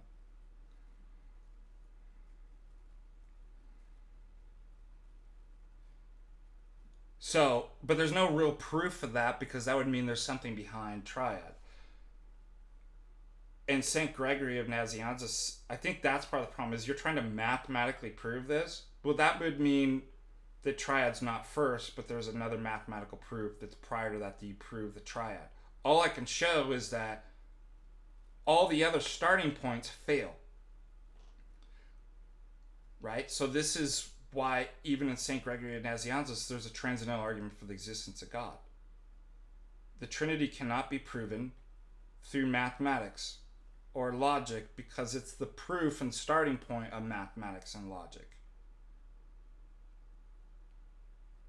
What I can do is show all the other principles, whether it's monad or dyad or self-evident, whatever thing you want to throw in there, fail.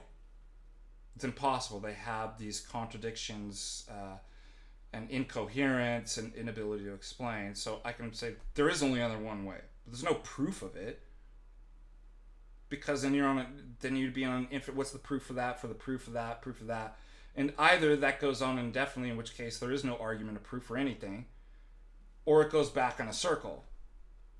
So it has to be first. It's like that's the proof for all proofs. There's nothing that stands behind it. And second of all, it does have explanatory power. Triad explains how it unites the monad and dyad, because it's not a triad is not in dialectics of opposition, which is why it's so problematic in the Filioque in Roman Catholic theology to divine the persons of the Trinity not by hypostatic properties but by relations of opposition, because it's a return back to Greek metaphysics. It puts one first, then defines the two in terms of what? Opposite, like it's stuck in the exact problem. So we start with three. It's like they're given names: the unbegotten, the eternally begotten, and the Holy Spirit, the one who proceeds. They're not defined in dialectical dyad, opposition, categories of opposition. So what do we say? Trinity first. No proof for it. It's the proof for everything else. It explains how it doesn't have the problems of everything else that fails. And if there is everything else fails, then by impossibility of the contrary, it's triad. And it's not arbitrary, because it actually has explanatory. It explains it in itself of how it's neither monad or dyad, and it's possible that it can bridge the two. So it's not just impossibility of the contrary. Again, it's a positive account in itself that explains, is triad monad or dyad? No, it's not. Like, it's not an opposition. It's a third principle that's neither one of them. It transcends it.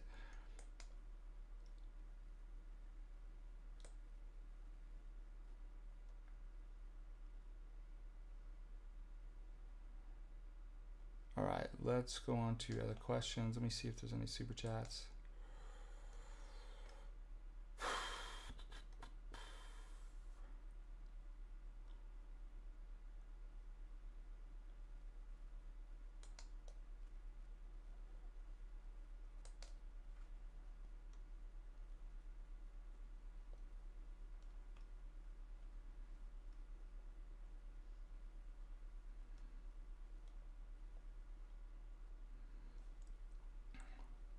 Have you seen these things? Cat TV.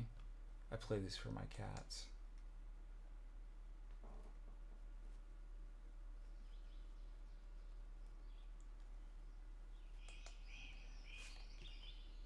Have you seen these? My cats will like actually try to get the...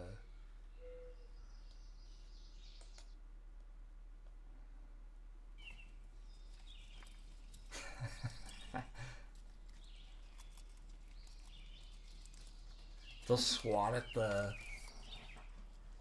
And then when they run off the screen, they're smart enough to actually like look behind the screen, like, how did it fly off the screen?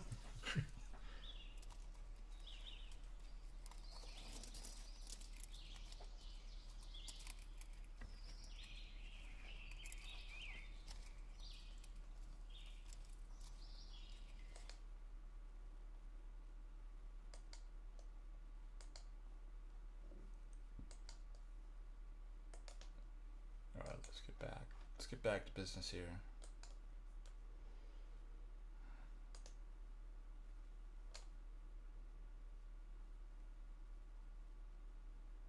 Yeah, one essence and undivided. So it's in virtue of the Trinity.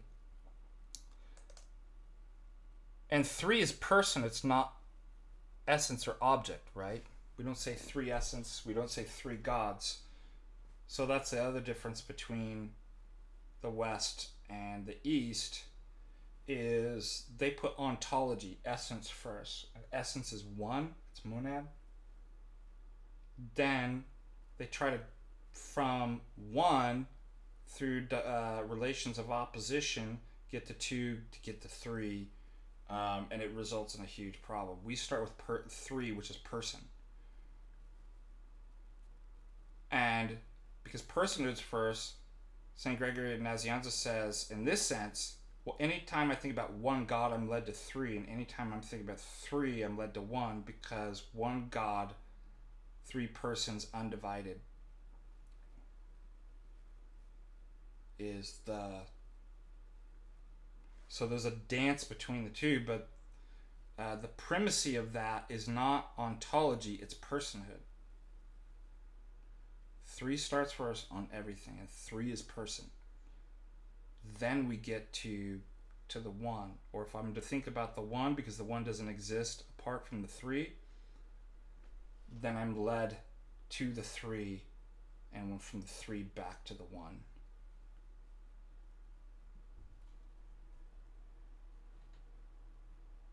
Is that why they have the beatific? Yeah, Hey, bud. Want to say hi to everybody? Come on, say hi. Can you talk? I'm gonna have my cat break down the problem, the one and many. Can you get up here and tell us about one and many problem? Come on.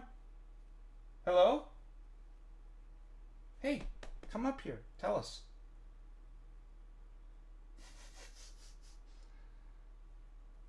Hello? Now you've got your back turned on me? Hello? Hey, come on. Everybody's here. You come in too. Hello? Meow. Come on. Usually I can get them to talk. Can you get up here and talk to everybody? Come on. Tell them how lonely it is. Hello? Hello me? Hello me? Meow. Oh, he's going over to the box. Huh? Alright. Catholic heaven is intellectual contemplation staring into the essence of God for eternity, right? Only one good. Remember, here's the problem with one. I mean, they have one sum bonum, one good. They don't have the divine energies, the infinite logoi of God. And so we get to go through infinite goods. They get to stare at one good, petrified in eternity. Let me see if I can find something. I got a visual coming in my mind.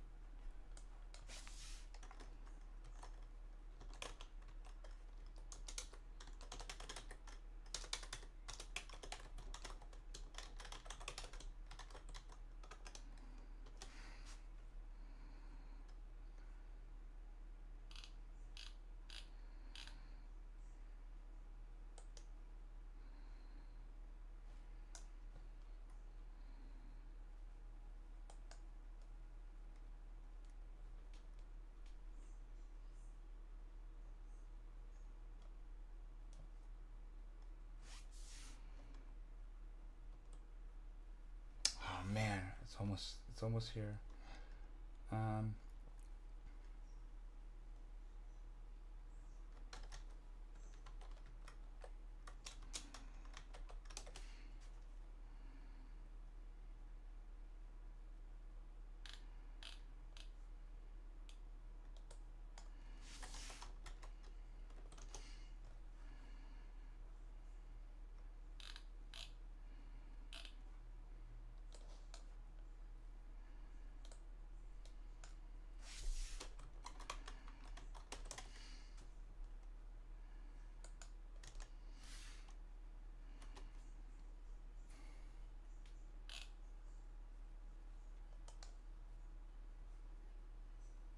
Watch whatever.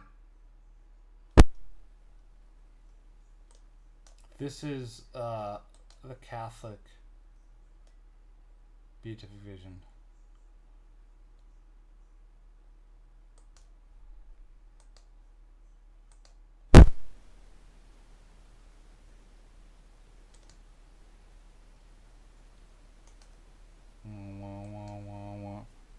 That's what I always picture for some reason. Everybody's turned into toads. Staring at the divine essence, hypnotized for eternity, petrified.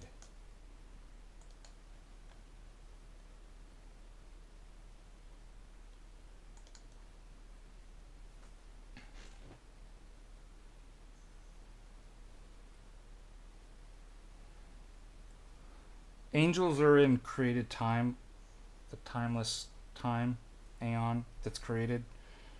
I think they have,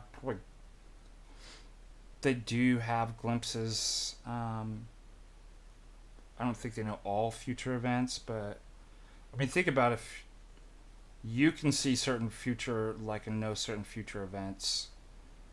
It's just limited and inaccurate. Like, they're at a higher perspective. The way, oh man, my nose is like, mustache hairs are getting to me. Think about it this way: you're down at the bottom of the city on all the buildings. Okay, so there's events that are going to happen around the streets that you're blocked. You can't actually see. You can't predict or know. If you raise, right, if you have a heightened, view and a greater vista, if you're at the top of the building, right, everything's present there, right, but, events are going down from what your limited perspective, you would say that's the future.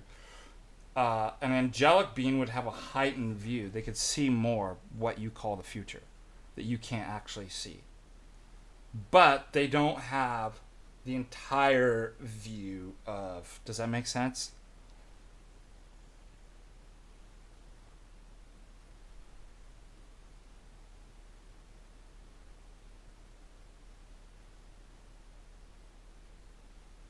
Does that make sense, Jasper? Where are you? Oh, he took off. Dang.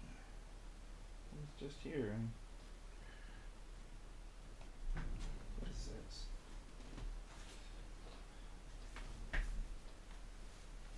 What do I look like?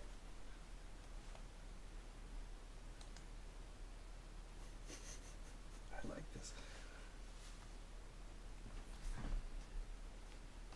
It's my new look. Hi guys. It's like the Joe Dirt. I had an injury and they had to put this new wig in my... my new hair. All right, let's go. Let's answer some more questions here.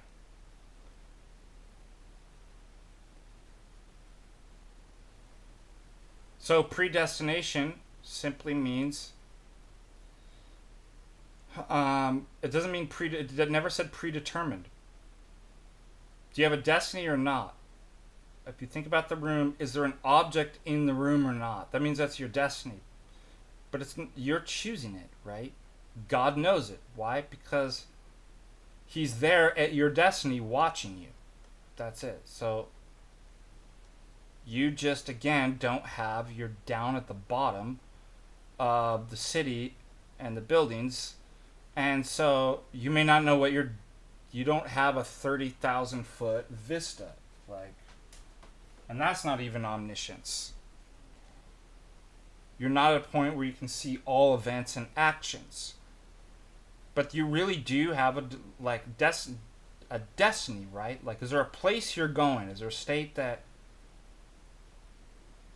Then that exists. It exists in, like... and it exists because you're actually doing it. And God sees it, so he can say he's predestined. You have a predestiny, because God foreknew you from the foundations of the earth. But his foreknowledge doesn't determine you. That's why it never uses the phrase predetermined. There is a predestiny, because God knows all things, because all things are present before God in simultaneity. And it's actually you doing that. Joe Dirt. That's a simple rundown.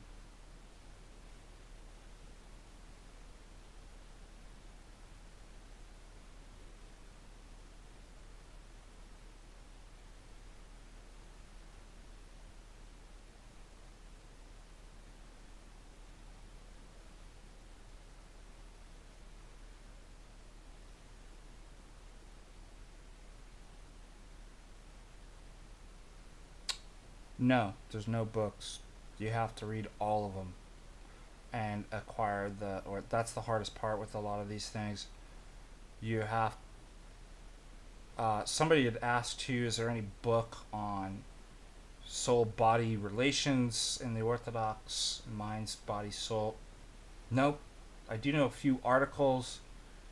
So there's no easy way to... It's understood through the life of the church experience. Like, how do I know that? It's like, because I go to liturgy.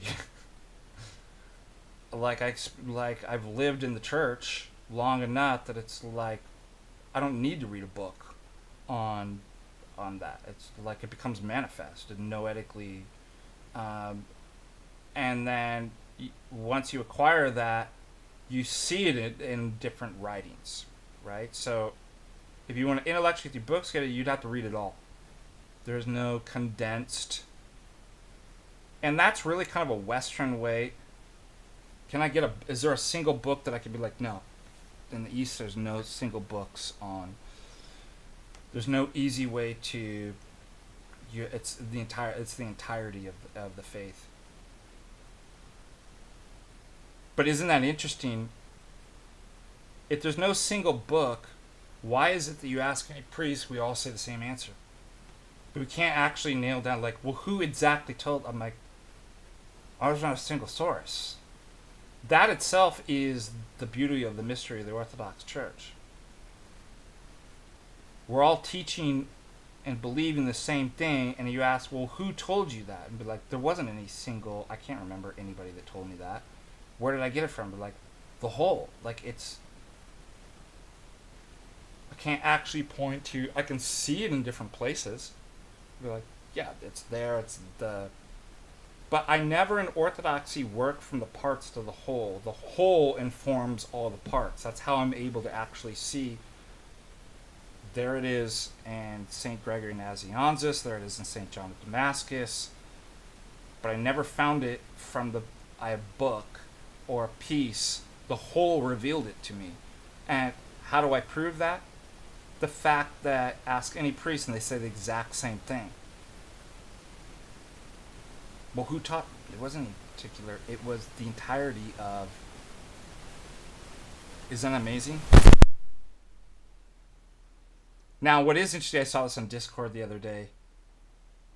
There was something like really simple.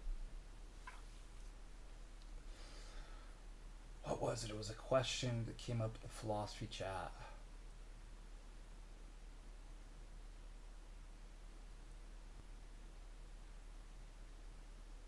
But somebody answered, and somebody asked, is there a book for that? I'm like, why?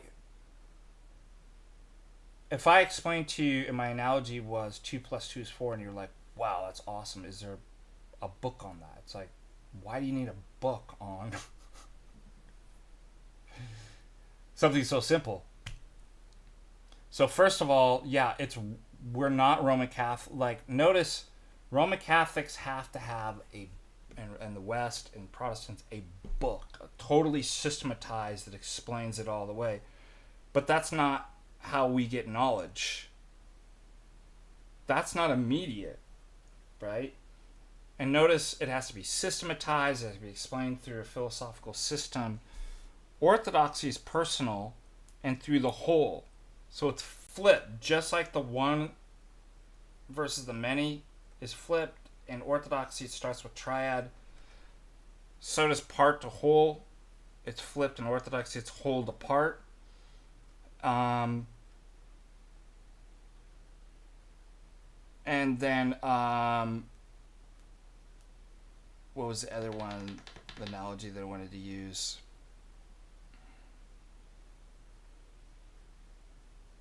It's immediate. It's not mediated, it's an experience, right?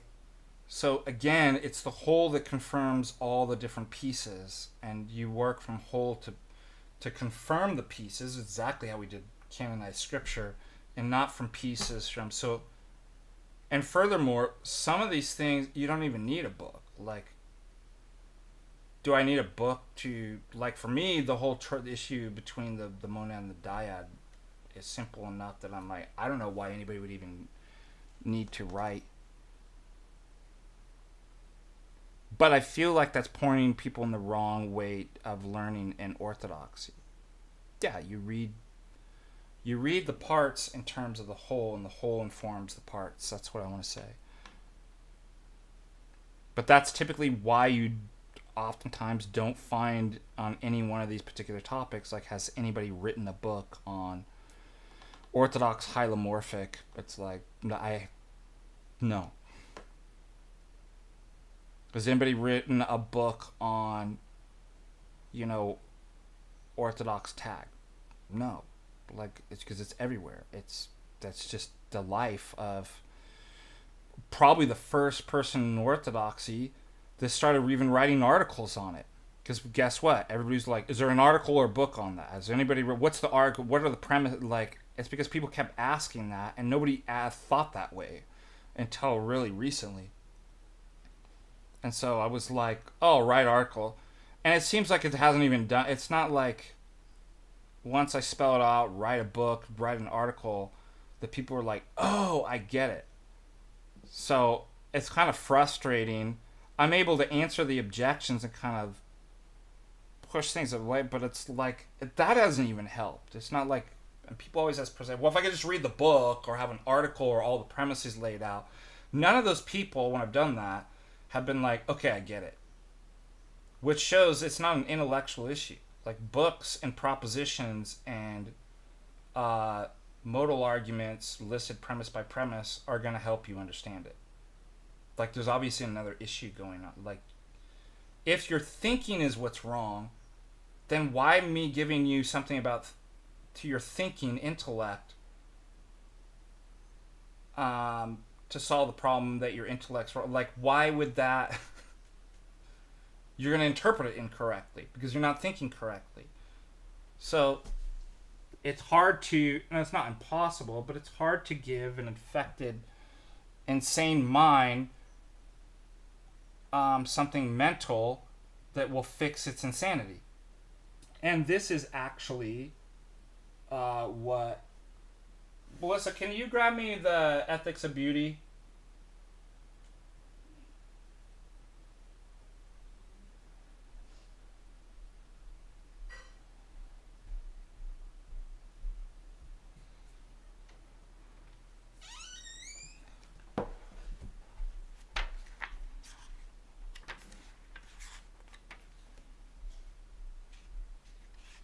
Yeah, that's another one I never get, why people struggle so much with. I think it's because people's minds are literally broken. So, think about the 2 + 2 = 4. If I gave somebody and broke, like, you can't make it any more simple, and somebody's like, I don't get it, could you explain it? I have to think about these in terms of spirituality and psychology too, because it's like, I don't understand, why is it somebody getting that 2 + 2 is 4? Like, once you just kind of reduce it down to as simple as possible, and somebody's like, I still don't get it, is there a book that I can read on 2 + 2 = 4? What do you think the issue is? Like, it means the mind's broken.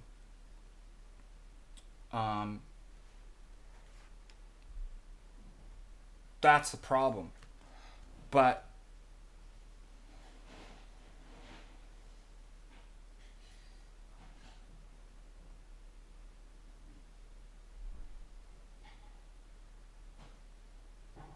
yeah, I'm actually do that. Maybe like I will explain everything. Could you explain accidentalism and how? And I understand.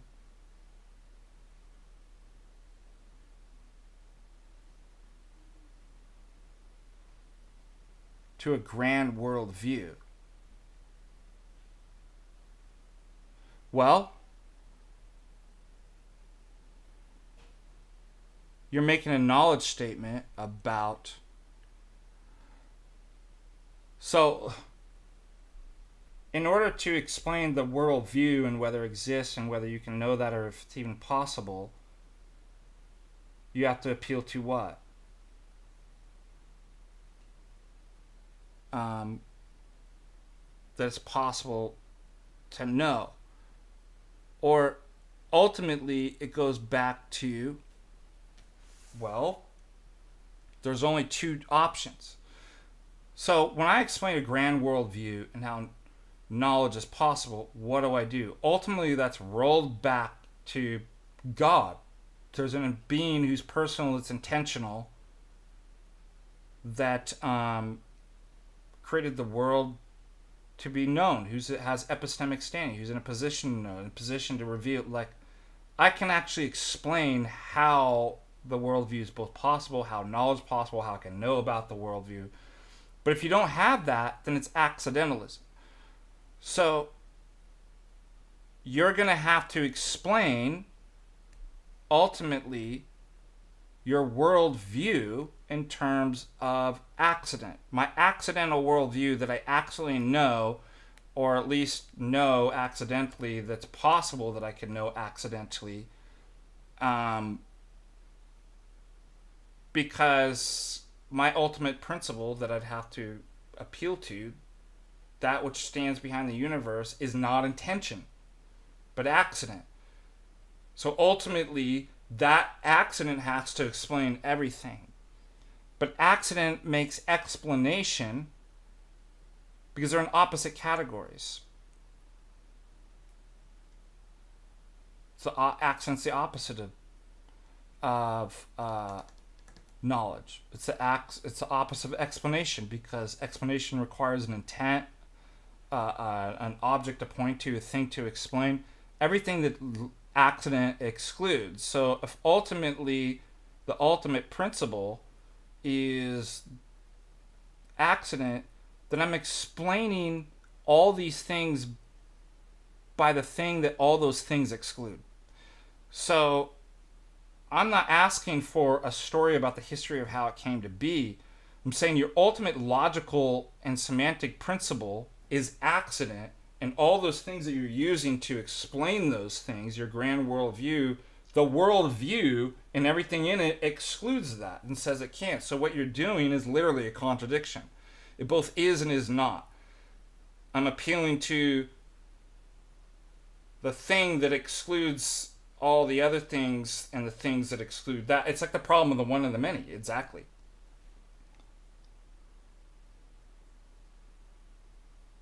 Does that make sense?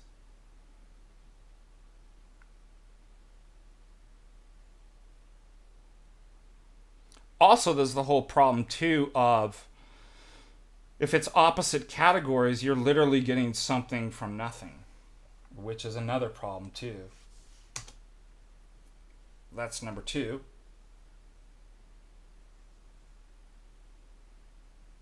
So if I have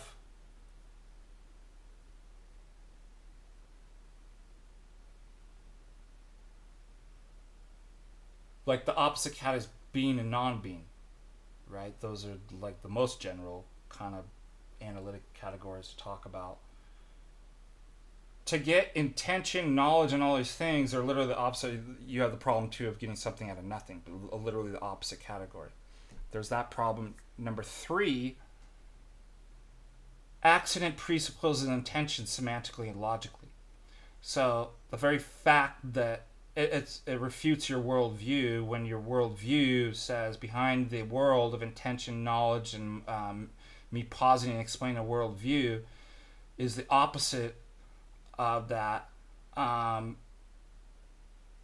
only is that a problem, the problem is, well, wait a minute, accident actually presupposes a derivation from intention. That's what the word means. So I can't even be an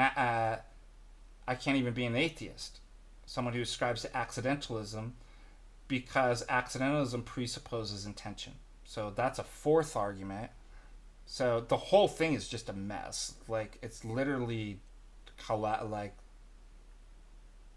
just collapses on itself in every way possible. And yet they try so hard to make what's literally logically impossible possible and work.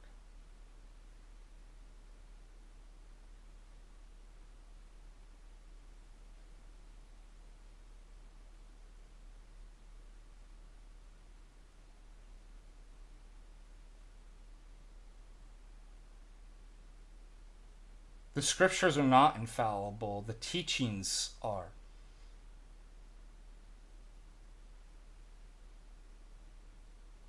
The apostolic teachings and its kataholos is what is infallible. Okay? So, there's, in the manuscripts, there's things that there's errors. Like, there's missing... Between the Codex Vaticanus and Codex Sinaiticus, there's missing like things that aren't even there in the. So, we say the apostolic teachings are infallible, and the Bible is infallible in as much as it reflects that. However,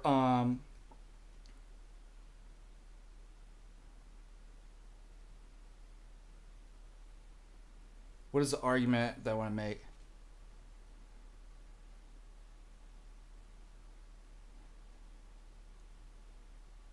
And we don't have a closed canon either. We just confirm, right, from the kataholos, the scriptures, right? So the problem is, so we don't have a problem. We're not actually saying, we're not even saying that a council alone is what makes the Bible infallible. We've never said that. An apostle alone doesn't make the Bible infallible. Neither do all the apostles, right? Infallibility in the Orthodox Church is kataholos. It's the entire thing. And what that includes is a normative legal authority established through the apostles, apostolic succession, liturgy, the lives of the saints, the writings of the church fathers, the apostolic canons, the martyrs, the historians, Eusebius, that give testimony to iconography, the prayers, the psalms, the sacraments. All of those put together create infallibility.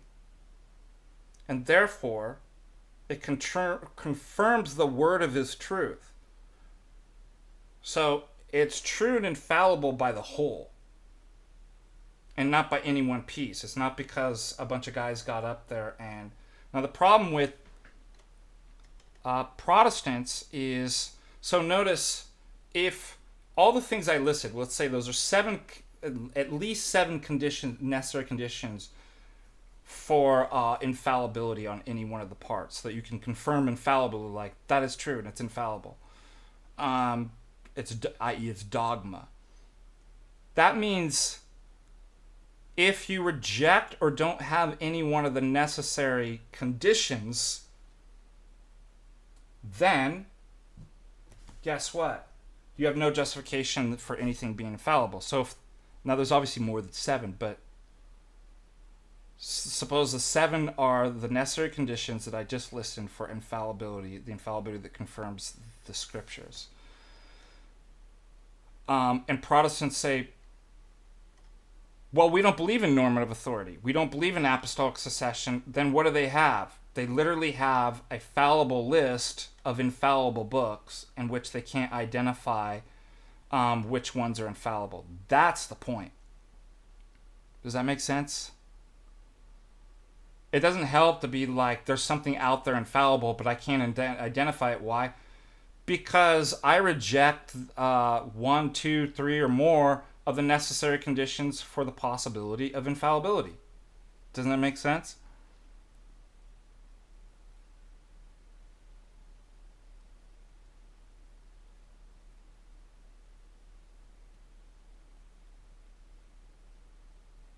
So you can't have an infallible, you can't identify what an infallible Bible is if you have no principle of infallibility. So they'll just be like, well, my principle is Scripture. Well, then that's viciously circular, you see. It's reductive and it's viciously circular. That doesn't help me. How does that help me also distinguish, well, I want Marcion's canon is being infallible, and that rejects, or I just make up my own, and then I just appeal to, well, it's self-authenticating, you see. So it doesn't resolve the epistemic disputes, be like, okay, we all agree, whatever the Bible is, it's infallible, but I have no way of identifying that and resolving that.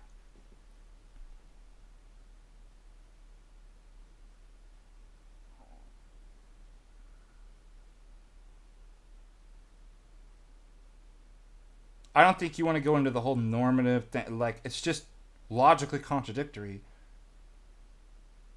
to use terms to explain other terms of which those terms exclude the thing you're using to explain it. Like, it's just... So, for example, if I write this out, if A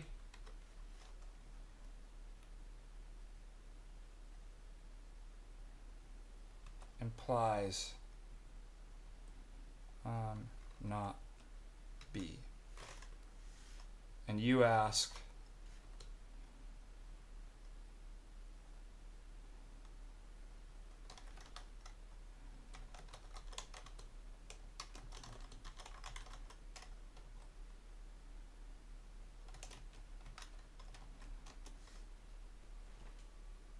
something, it's similar to that. If the very meaning of A implies it can't be B, and then somebody's like, okay, well, explain A to me. How does it exist, or what does it mean? And you appeal to the one thing that it's that it excludes to explain it.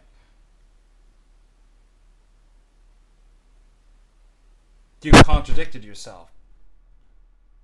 Why? Because you're saying B and not B. That's why people are always asking me, like, well, how does it lead to contra? I'm like, absolutely it leads to contra. It's right there. It's as simple logical formula as I could get to explain.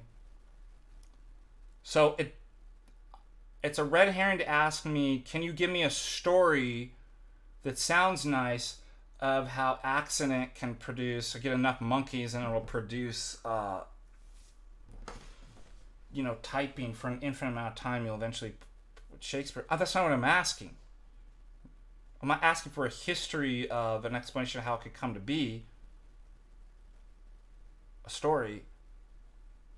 I'm asking about the logical and semantic meaning of the worldview itself. Can you, if it entails, if all those things in the worldview itself, the intention, knowledge, and all these different things entails not B, you can't then explain to me the meaning and justification or the existence of that in terms of B, the thing that it excludes. Like, it's crazy.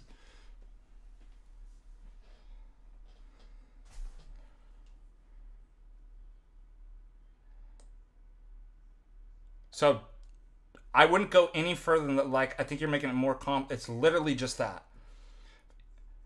A implies not B, and somebody then asks you to explain A, you can't be like, well, B, it's like, they're opposite. You can't do that. And when you do that, you're saying both B and not B.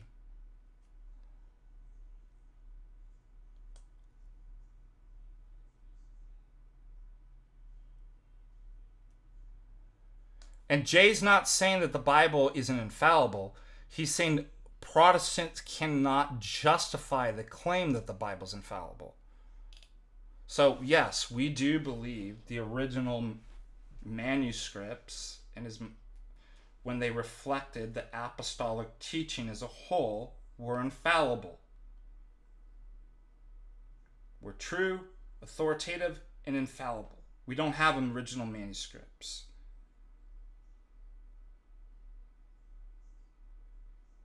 We have, as far back as we can go, we have like some of the older kind of manuscripts of the original manuscripts. The original autographa is what I want to say. The manuscripts are not infallible.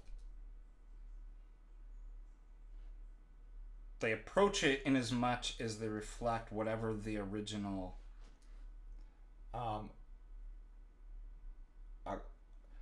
writings of the apostles were. And those writings are only infallible because the full apostolic deposit of faith of what they were teaching that was once delivered to the saints. In order to confirm where that is, where the infallibility is, there's at least 7 necessary conditions. Protestants reject that. All it takes is rejecting one. Think about this. I can't make a cake without 5 ingredients. Eggs, let's say 5. Eggs, butter, flour, water, sugar. Okay. Somebody's like, I'm not going to use flour. Well, it's not real cake then. Like, you're not going to get. That's what Protestants, if I list out at least 7 necessary conditions for being able to justify what's infallible, and you reject 1 or 2, you have no argument to say this is what's infallible. In other words, they have no principle. They don't believe in infallibility, other than to beg the question. But that doesn't solve the question and resolve. Yeah, but is this set of books the infallible? We're all looking for, and we agree in general, but that doesn't tell me, well, yeah, if it's infallible, then it's infallible. See, it doesn't do the work. And so what they'll say is, well, God will just make it manifest. Yeah, but how, where, and when is the important. So they always stay at these well, it's the Holy Spirit that guides you. It's God that reveals. It's like, yeah, but it's the details that matter. How and when.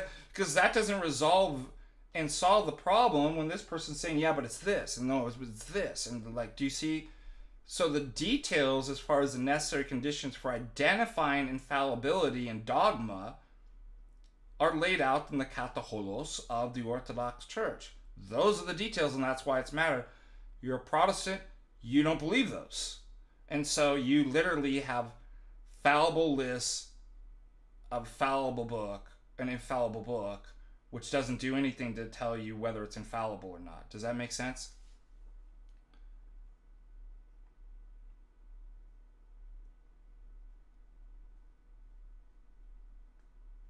That's exactly.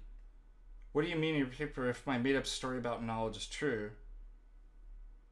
Okay, so I asked somebody, like, how do you know knowledge exists? Okay, and let's say somebody tells you, well, in the beginning, there was a bunch of coffee floating around, and cups, and they spilled over, and that actually, there were, little beans in there, and those little beans, right, they got together once they were out of the coffee, and they started organizing, and they built a city on rock and roll, and then rock and roll, once that music was produced, it actually started creating other multiple universes, you see. And there was a wormhole through that, because what we didn't realize is that somebody had actually put cream in that, and that cream actually connected all the multiverse of cities built on rock and roll. Okay? And so somebody gives you a story, and I say, well, how do I know that that story's true, that's how knowledge came into being and justifies? And what are they going to appeal to? Well, if my story's true and that's the explanation, wouldn't that be the explanation? All the theories result of that. I'm asking a question. How do I know knowledge exists? And what do? Everybody makes up a story. And I ask, okay, well, how do I know that story's true? And that's the explanation of knowledge. Well, because I built into my story that's the story that makes it true. Do you see what I mean? Does that really help you? Well, if it's true, it's true. And that's what it would explain it. So it's very similar to the Protestant thing. Like, yeah, but it doesn't explain how that one's true and how I would know that, let alone what all it tells me is you made up a story. And if it's true, that's how it explains it. But I can never confirm that. Do you see what the issue is?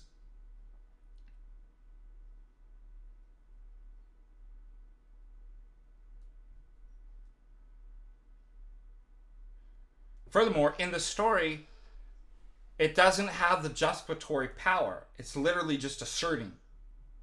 Right? There has to be something. It's just like it's like, yeah, well, yeah, obviously it's true, then it's true, but like, what in that goes beyond being able to say, right, and proves such that's not an arbitrary, so one thing is it just leaves you in arbitrariness. Well, then everybody's story can just say that. And they're all contradictory. If my story's true, then that explains why my story's true and how we know. Yeah, but like, it doesn't tell me what story to pick and if yours is true. It just tells me, I mean, it's just, it doesn't do any work. Do you see? If it's true, it's true. That's what everybody says. Now, how do I find out? Well, because this one's better. By what? Well, by the standards I built in my system that say that my system's a better system than this person. Do you see what the problem is? It's like, well, but it doesn't tell me if the story is true. It doesn't confirm. All it says is something just tautological. If it's true, it's true, and that's how you know. True is true. Furthermore, it has the problem of the story's a metaphysical account. Okay. Obviously, the world has to be in a certain way, otherwise knowledge wouldn't exist. I mean, just look at if everything was accident, you don't have the opposite category of non-accident from accident. Okay, so we know that if everything's determined, you don't get knowledge, right? So we know that it's very clear, certain metaphysical stories and accounts, if that were true, there would be no knowledge, okay? So we know that the metaphysical story has to be able to explain that and how knowledge is possible. Okay? So metaphysics in one sense is before epistemology. Okay, what's the problem? That would be great if there was only one story. Problem is, I have a bunch of metaphysical stories here, all telling me, well, that's how you get knowledge. So what do I have to do? I have to put my epistemological cart before my metaphysical horse. And I have to be able to know which one to pick. But I can only know, right here, which one to pick if I picked the right one that allowed me to know. Do you see the problem? And it can't be a lucky guess because then I don't know. Do you see what I mean? And so I'm stuck in this problem. In order for me to justify knowledge, I have to have the correct metaphysics. But I already have to have the correct metaphysics and know that in order to know which one. And so I have to know before I can actually know, to pick the correct metaphysics that'll allow me to know which metaphysics is. And so it can't be resolved. Somewhat similar to the problem of criterion. And so what does somebody do? They go, well, you know what's great in my metaphysics? I just create part of that story that you actually don't have to do that, you see. Because what? Well, as long as it just reliably produces knowledge, then you have it. And that's what allow you to... Oh, so you just built in... But how do we know that's the case? Well, we don't have to know that it's the case, that reliabilism's the case. It just has to be true that reliabilism the case. Do you see what the problem?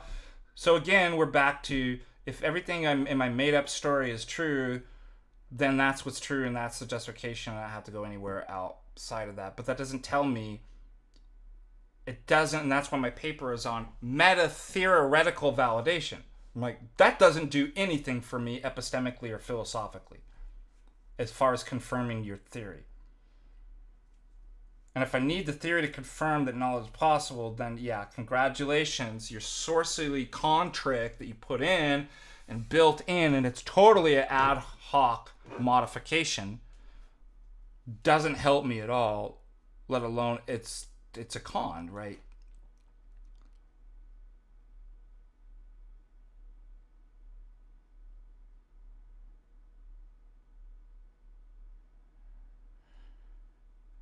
It is a story. It's the only story in which makes sense of how all these things are possible. It's a story about revelation, which the one who's in epistemic standing, who is in a position to reveals it. That's, yeah. So that's why people miss. They think that it's like, oh, it's just the impossible. It's not just the impossible. I mean, that would be enough. But there's real explanatory power in revelation. That's why it's not, revelation's not actually a logical argument. It's a story. There's an explanation of it. That's why we would say there's a positive account. Now, I could, again, and apologists do, they have always in the church shown how the contenders as a whole fail. They cannot do what, so you can eliminate those. But it's the story that, the story doesn't actually have, the story's an explanation, and in the explanation it has the justificatory and explanatory power, and the coherence, right? Has all these things. Either one of those are sufficient. That's the point. But you don't have to be just left with, well, I just was left with an argument from a disjunctive, and that's how, it's like, just, do you really think that's what your faith is about? Disjunctive arguments? That's what revelation. The revelation reveals the truth of and explains it, and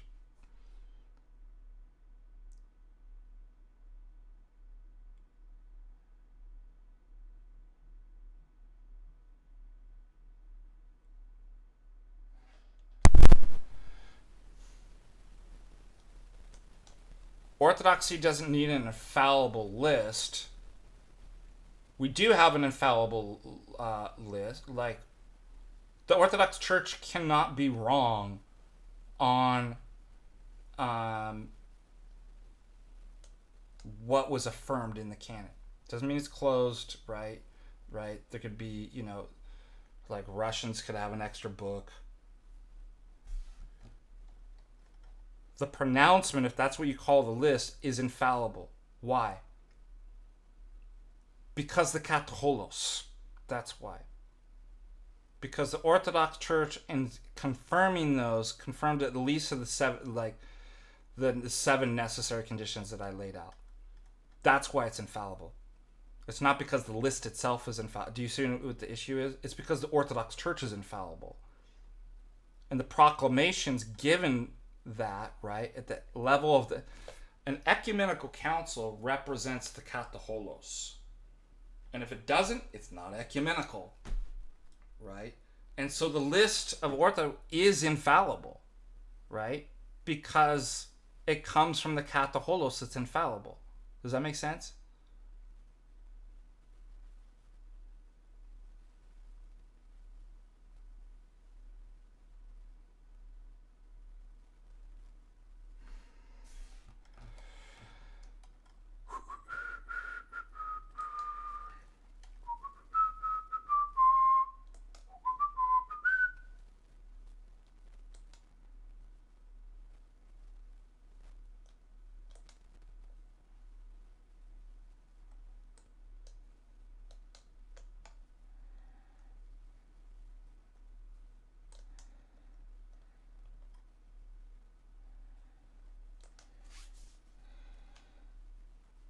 All right, other questions?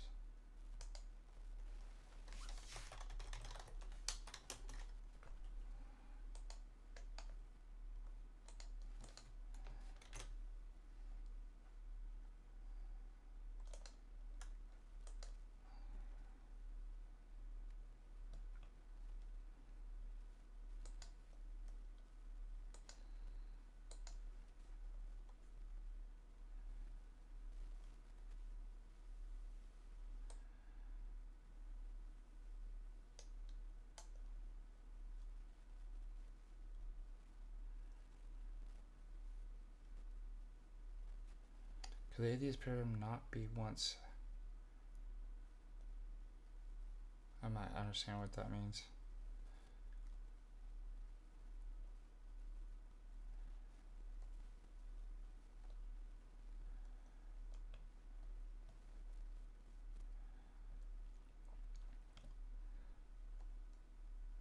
Yeah, good for you. I know, like, seriously, orthodoxy's simple. People get so messed up in their thinking and condition, like the way that they're conditioned in schools to think about stuff, that I have to go through and make everything complicated. What do I say in the Reason for Reason, where I quoted myself in the beginning of the paper?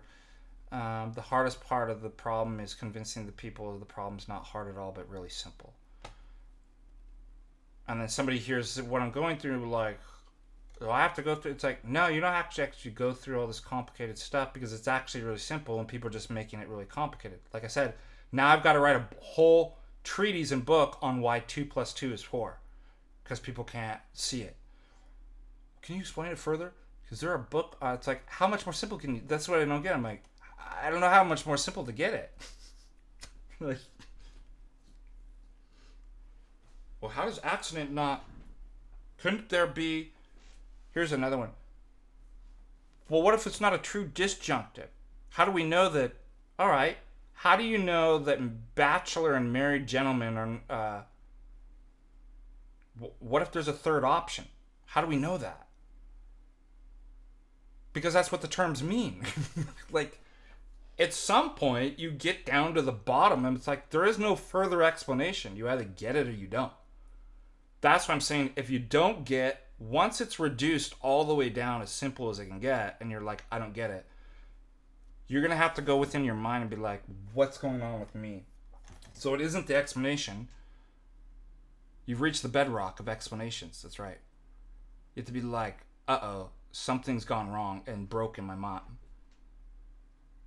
Or my soul, spirit, like, and I've got to find that. I've got to find why I'm having a hard. That's why sometimes people in the chat go, why do you think that you're having a hard time? What exactly is it?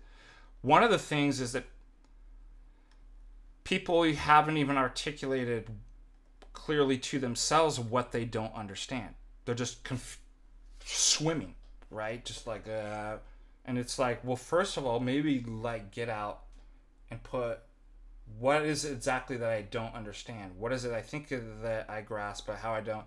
you have to do this kind of introspection, because once you reduce it to the bedrock level of, but that's all there is. That's literally the meaning of the terms. Bachelor means unmarried gentleman. You like, there is no other option. It's either gentleman or like, there's no further you can go in the explanation.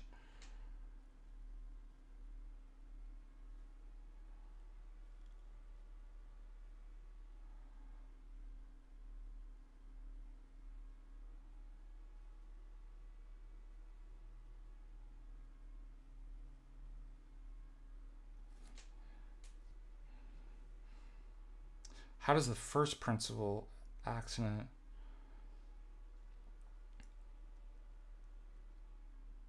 I don't think you even need to go there.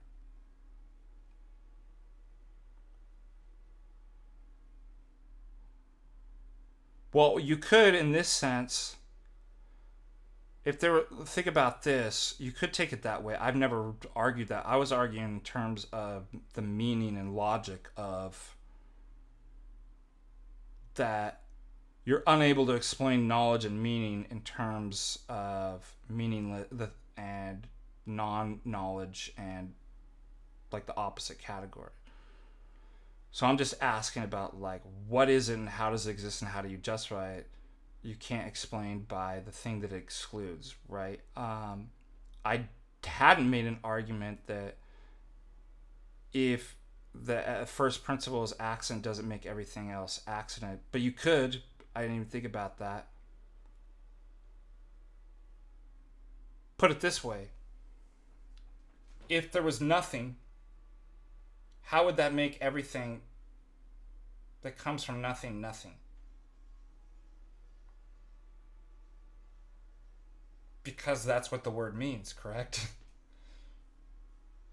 So again, we've reached a bedrock. There is no further explanation because that's literally what the word means. So if everything was accident, you don't get something from nothing, right? You don't get the opposite category from the thing that's the opposite. There's no further explanation. Like, it's pretty straightforward. That's why it was a dictum. Ex nihil nihil venit, from nothing nothing comes.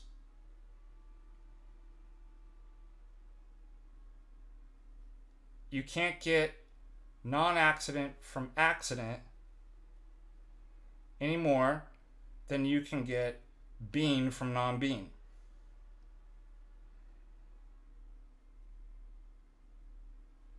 And even the Greeks knew this. That's why they had to say, well, this like, how do you eat, seeds and meat and different stuff, and then you get being, like bones and stuff from the thing that it's not. And so, at least in principle, they were thinking correctly, because there's potential bone, right? There's seeds of bone and flesh in the human being in the thing that you're eating. Like, they're thinking about that correctly, actually.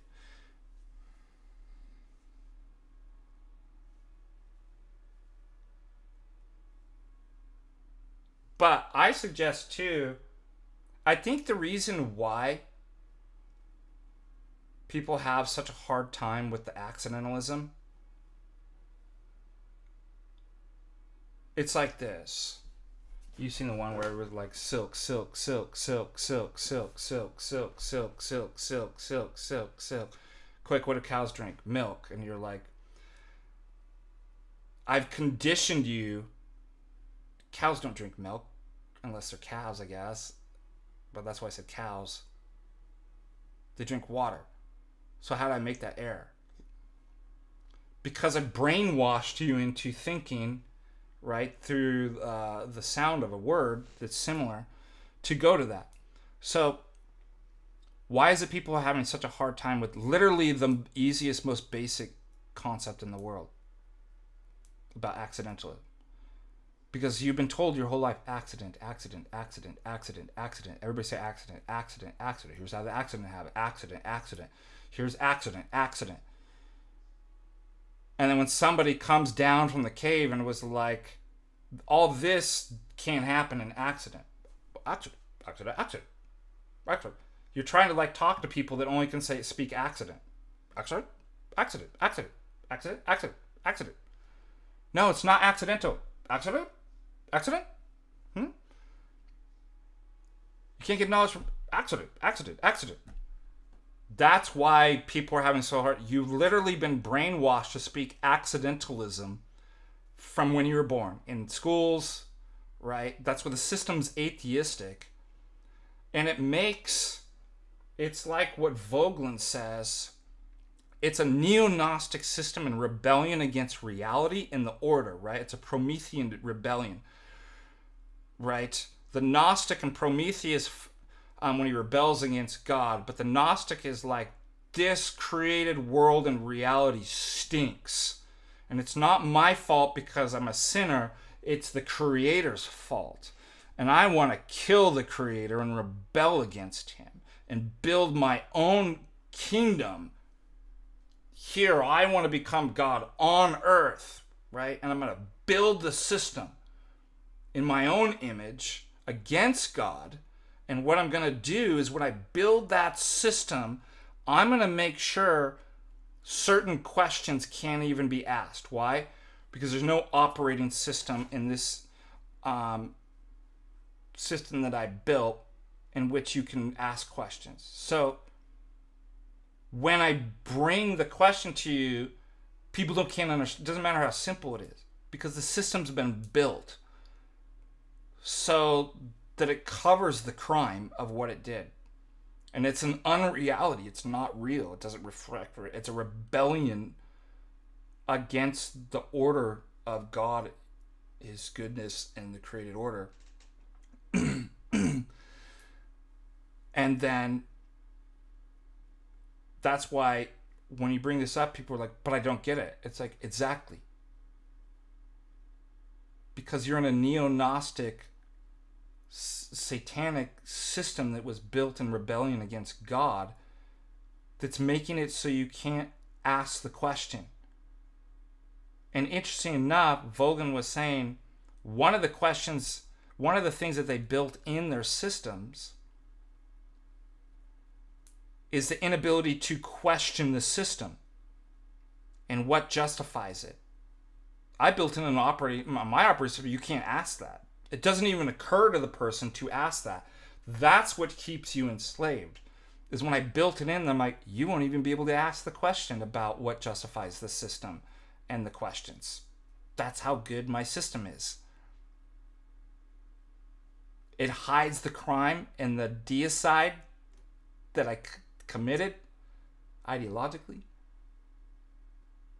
It hides reality and it keeps you enslaved in the cave because I built it so that you can't even find the way out, that's even a question that you would want to find out. The slaves don't even know they're slaves. And when the person comes down from the cave and be like, your system's broken and can't actually explain any of this because it's accidentalism, the person's like, I can't even understand what you're saying. It's like, yeah, I know, because they built you that way.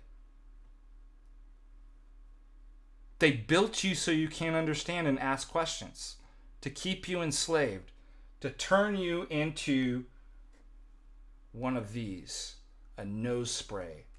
Ew!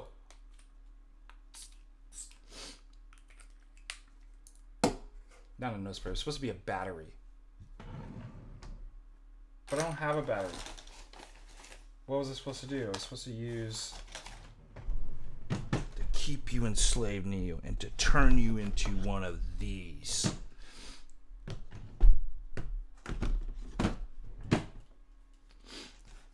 Eric Vogan was talking about the National Socialists and said that, when people were like, why didn't you question order? It's like, he explains it's not because they were afraid to. They built a neo-Gnostic system in which questioning wasn't even the question of whether you could question wasn't even a question. Like, nobody could even get there. And that's what the problem with all these systems are, is that the first principles, to see if the system's true, if the story is true, you have to be able to question the first principles and whether it works. So what you do when you're building a false system, you make it so somebody can't actually question those, that they would even have the desire or even know what that word means. To be, what do you mean question the first principle? And that keeps you enslaved. That's why people, something as easy is, and it's clear. In fact, Blaise Pascal, one of the closest people to orthodoxy, I think, in the West, said, if it wasn't for all these distractions, right, the systems and the words and the chatter and your passions, and there'd be nothing more clear than the existence of God. It's a starting point. And so, there's nothing more clear than the Trinity. There's nothing more clear than accidentalism cannot explain not. But they hid that. They made it so you can't actually process. Isn't that crazy? I mean, if you think about it, that's what they turned you into. A slave. That you can't actually even understand 2 + 2 = 4 anymore. And when somebody's like, well, you can explain it because of the book, it's like, that's not the problem. Like, you can't you're enslaved in a Gnostic, satanic, made-up system in rebellion against God that can't allow you to even think or process the most simple terms.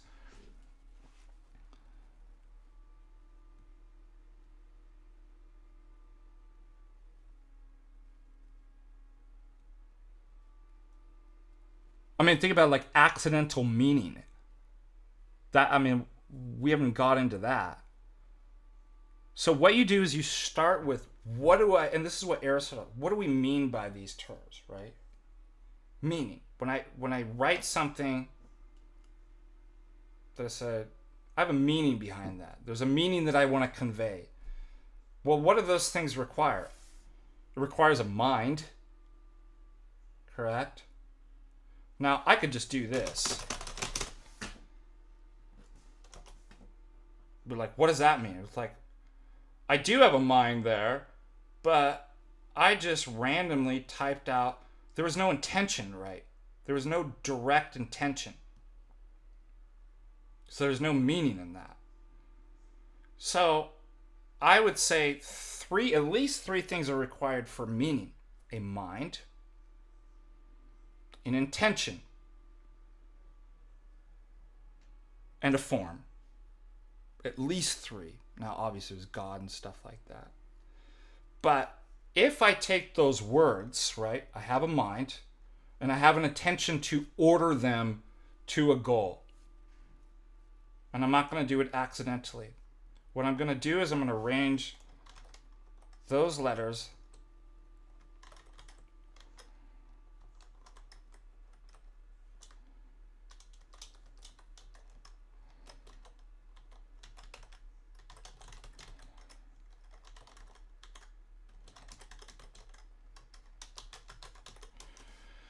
and I do that. Now, it's not simply intention in a mind that will convey meaning, but what? Those words actually have to designate something that's real. A triangle, 3 sides, and figure. If there weren't a reality or a form or an essence of triangle, 3, the number 3, an idea of sight, there wouldn't be meaning. Okay? So meaning requires at least 3 things. A mind, an intention from the mind in the sense of I'm doing an action with a specific goal. Number 3, that the action that I have a specific goal is to arrange the words to match a form or reality. 4, the logical or philosophical intention that words and propositions can be about something. If those couldn't be about, if my mind couldn't be about something, words couldn't be about, then what? There's no meaning. Because it doesn't hit anything. Because it's not, the things aren't about anything to hit. If there's nothing to hit, if there's no realities or forms or essences or universals, there's no meaning. If I don't have an intention to hit and direct and not be an accident, right, there is no meaning. And if there is no mind to do that, there is no meaning. So now think about it. All of that is the opposite category of accident. All I have to do is represent one thing of accident, even when I have a mind, and be like, there's no meaning. So in a world of accidentalism, there's no meaning. If there's no meaning, I don't even get to truth, let alone knowledge. Now somebody would be like, well, isn't it true that if you have an infinite amount of monkeys typing like that on a calculator, eventually for an infinite amount of time, you're gonna get Shakespeare, it's Hamlet, or what's the problem with that? It presupposes that you can know that that's possible, first of all, before you actually know that knowledge is possible. Second of all, it already presupposes intentionality and mind and meaning, that there was a guy named Shakespeare who wrote something with purpose and intention, right? That the randomness over an infinite amount of number of monkeys in time would actually hit. So there was a reality that, and furthermore, it already implies what? Mind and intention. To you even, two things, that it'll eventually meet that, and furthermore, that you have the ability to see that as meaningful. So it's such a stupid self-refuting argument. It's like, congratulations, if I give it to you, I just proved accidentalism's false and atheism is contradictory. So I'll grant it to you. Congratulations, you just refuted yourself.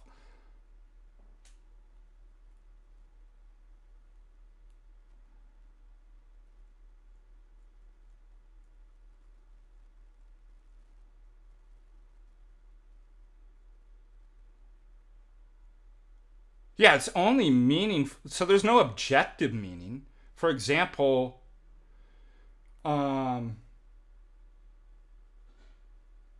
if something's just random and you're like, wow, I find that so meaningful to me, it's not because there's meaning in the thing itself. It's because, what? It's some subjective state that and if I ask you, well, what exactly do you find meaningful for it? Then you're going to appeal to, well, it reminds me of things that aren't accidental. But it's like artifacts and forms, right? Artifacts have no intrinsic objective form.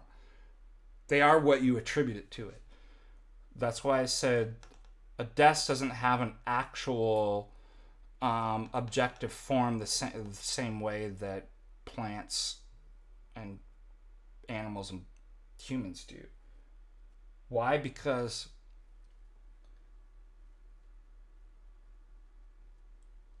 one man's desk is another boy's fort. It's that they attribute an identity, a form or an idea to something that doesn't have it intrinsically and objectively. It's like, yeah, if you can, that's what you did. So there's something kind of similar with that too. It's like there's no objective meaning in irrational beings or a random, like, but you could. So when the monkeys do something like that, again, there's no meaning in that because meaning implies intention. And you're only able to find it subjectively meaningful because of why? Because you are a being who's intelligent, has a mind, knows what intention is, right? And that you've already presupposed objective forms that it reminds you of, or is like accidentally became a copy of. That's all. That doesn't prove that order, knowledge, and meaning and being can come out of non-being, accident, chance. And that's why Aristotle says, well, what do we mean by the word chance? So all of that just presupposes, again, the whole monkeys or irrational beings, non-rational beings produce something, just already presupposes rationality, the thing that they want to negate, rationality, intention, and non-accidentalism. So Aristotle says, and he's replying to Empedocles, who basically was arguing for accidentalism, a kind of proto-Darwinian theory that everything we get is just here from like an accident of the combination of just four elements. And I can explain everything. So he gives a story, right? So Aristotle identifies Empedocles' epistemic and metaphysical first principle is chance, pure chance. And then he says, but what does that word mean? How do we use that? And he says, well, in other words, Aristotle was saying, Empedocles' argument is this: there is no God or person or intention behind the universe. What is Empedocles? To the opposite. It's all pure chance and accident. Everything that looks to be intentional and teleological and ordered ultimately can be explained through accident and pure chance. That's actually Empedocles' argument. So Aristotle says, well, what do we mean by that term? He says, okay, well, I'm going to the agora, the marketplace.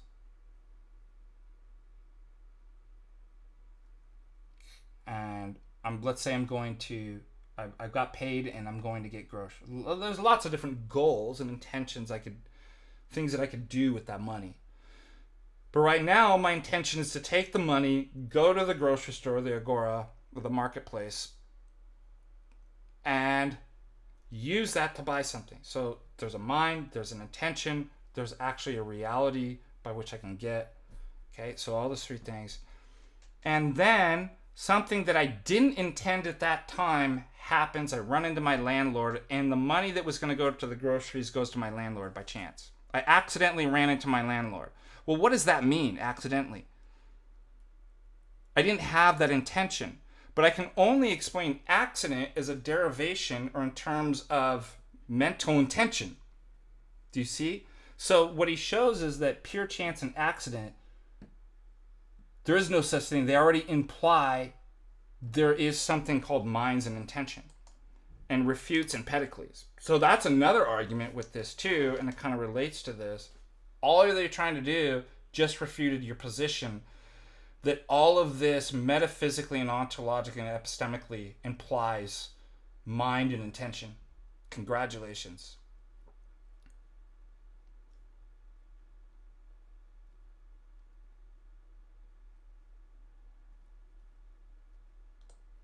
All right, questions?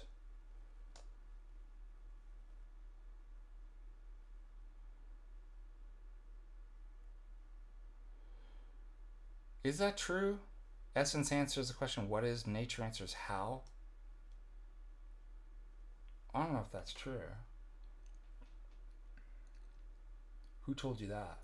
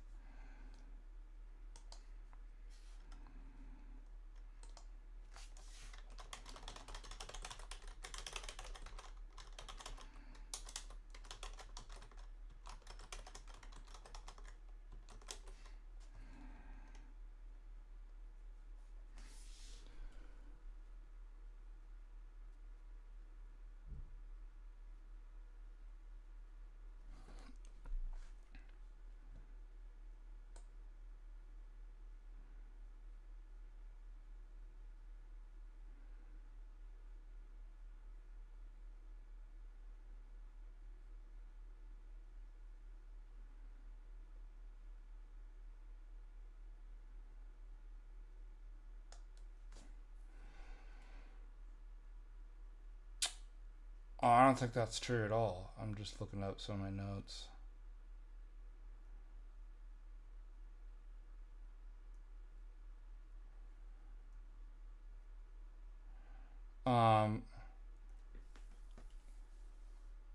Ousia and Phusus, nature, are the same.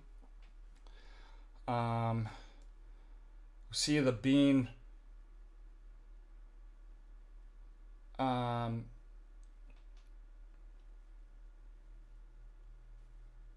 the necessary things without which it's not being what it is, and that's kind of what we see, what makes the thing be what it is.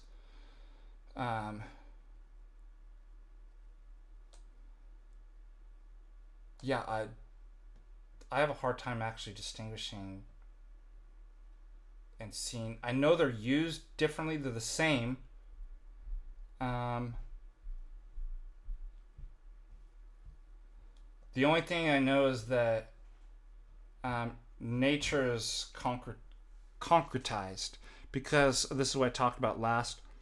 Ousia could be... So Ousia is more general.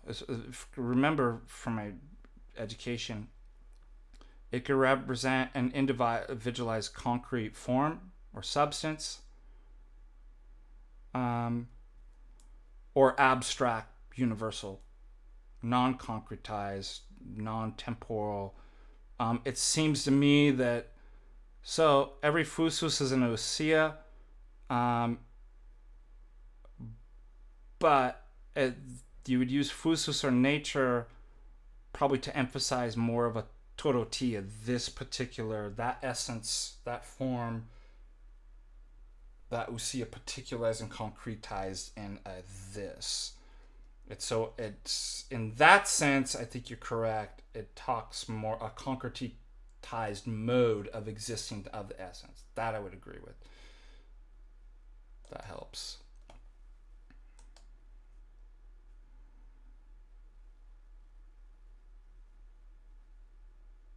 Not as Orthodox, I've not had doubts. I mean, depends on what you mean doubts. Not in terms of dogma. In terms of what's going to happen to me spiritually, or why did a bad thing happen, or why is God allowing this to happen, or something like this.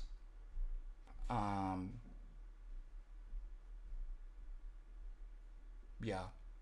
Like, of course, like, but I don't know if that's a doubt. I haven't doubted God. I just don't know oftentimes what's happening in my life that I'm like, and maybe I get angry about it or something like, but I don't think that's really a doubt. So no, I've never had any doubts dogmatically or in terms of my relationship with God, that I just don't know certain things or make mistakes and get angry and fall into sin or do something when I'm not paying attention. But no, intellectually, in terms of trust, never.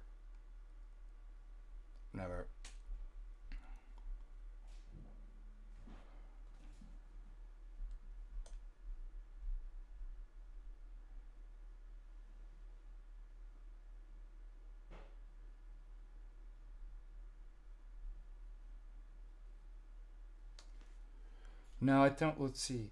So essence has a question of what's some. That's true. So Ousia, nature answers how. And so far is, like I said, Phusus is used more, is when the essence is concretized, and so it exists in that mode. You'll tend to see that. Hypostasis answers in Orthodox the who, and energy answers. No, that's not. Energy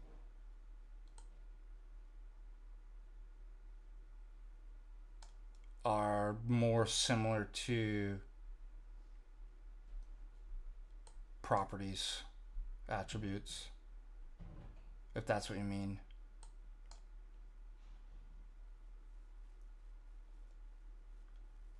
Does that make sense?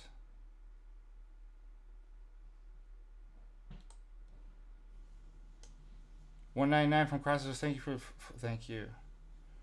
the philosophical brilliance. Thank you so much.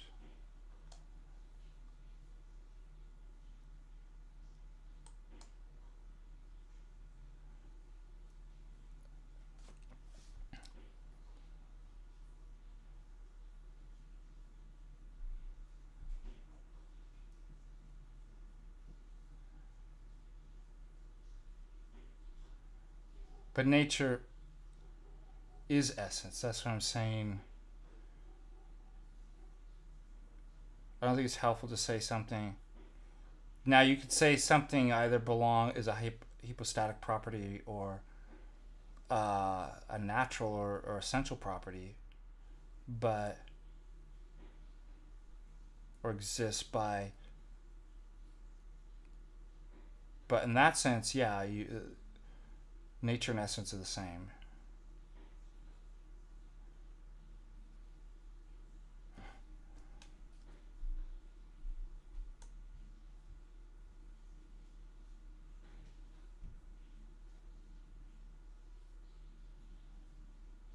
All right. It's time to depart unless we have more super chats.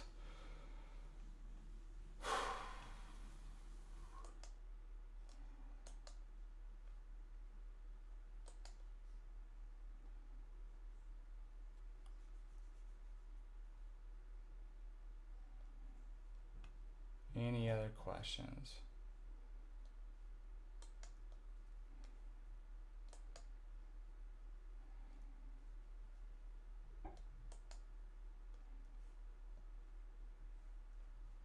All right, let's see.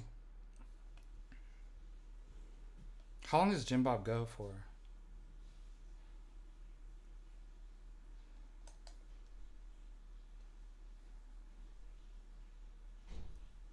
I did get your email, but it just says, "Can I talk to you?" So I didn't get anything else. Apologize.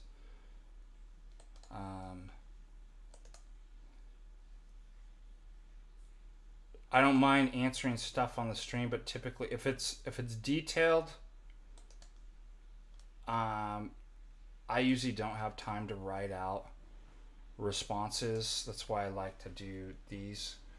But I did get your email. All I got is it said in Greek, do you have time to talk or something like that? I can't remember what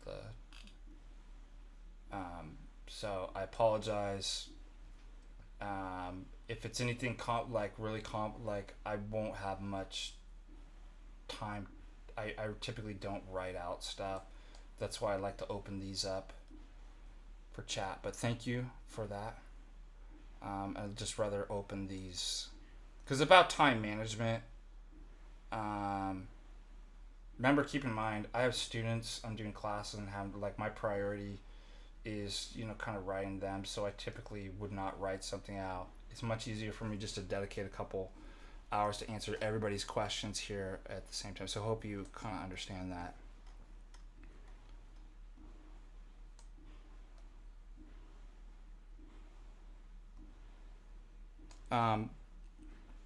What you can do, you could send it to me, and then next stream, I could try to answer it, if that makes sense.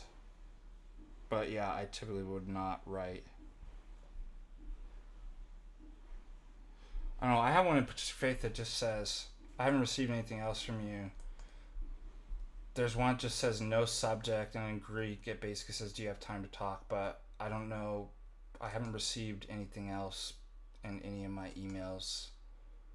Let me check my Hotmail and see if anything went into junk.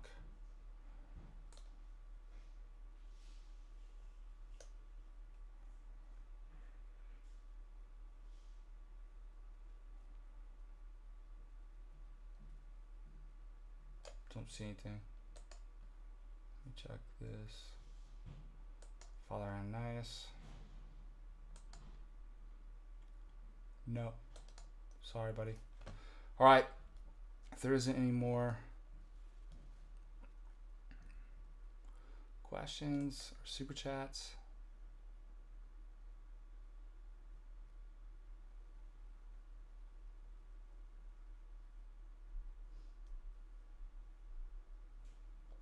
on my channel. Yeah, raid Jim Bob.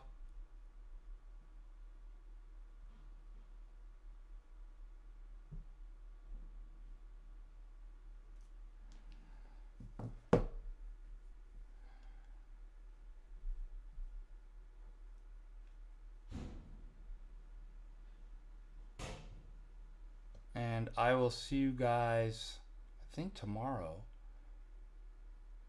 Thank you so much for your support. I'm just checking right here to make sure. And all your super chats. May God bless you, keep you in good strength. Until next time, take care and bye-bye.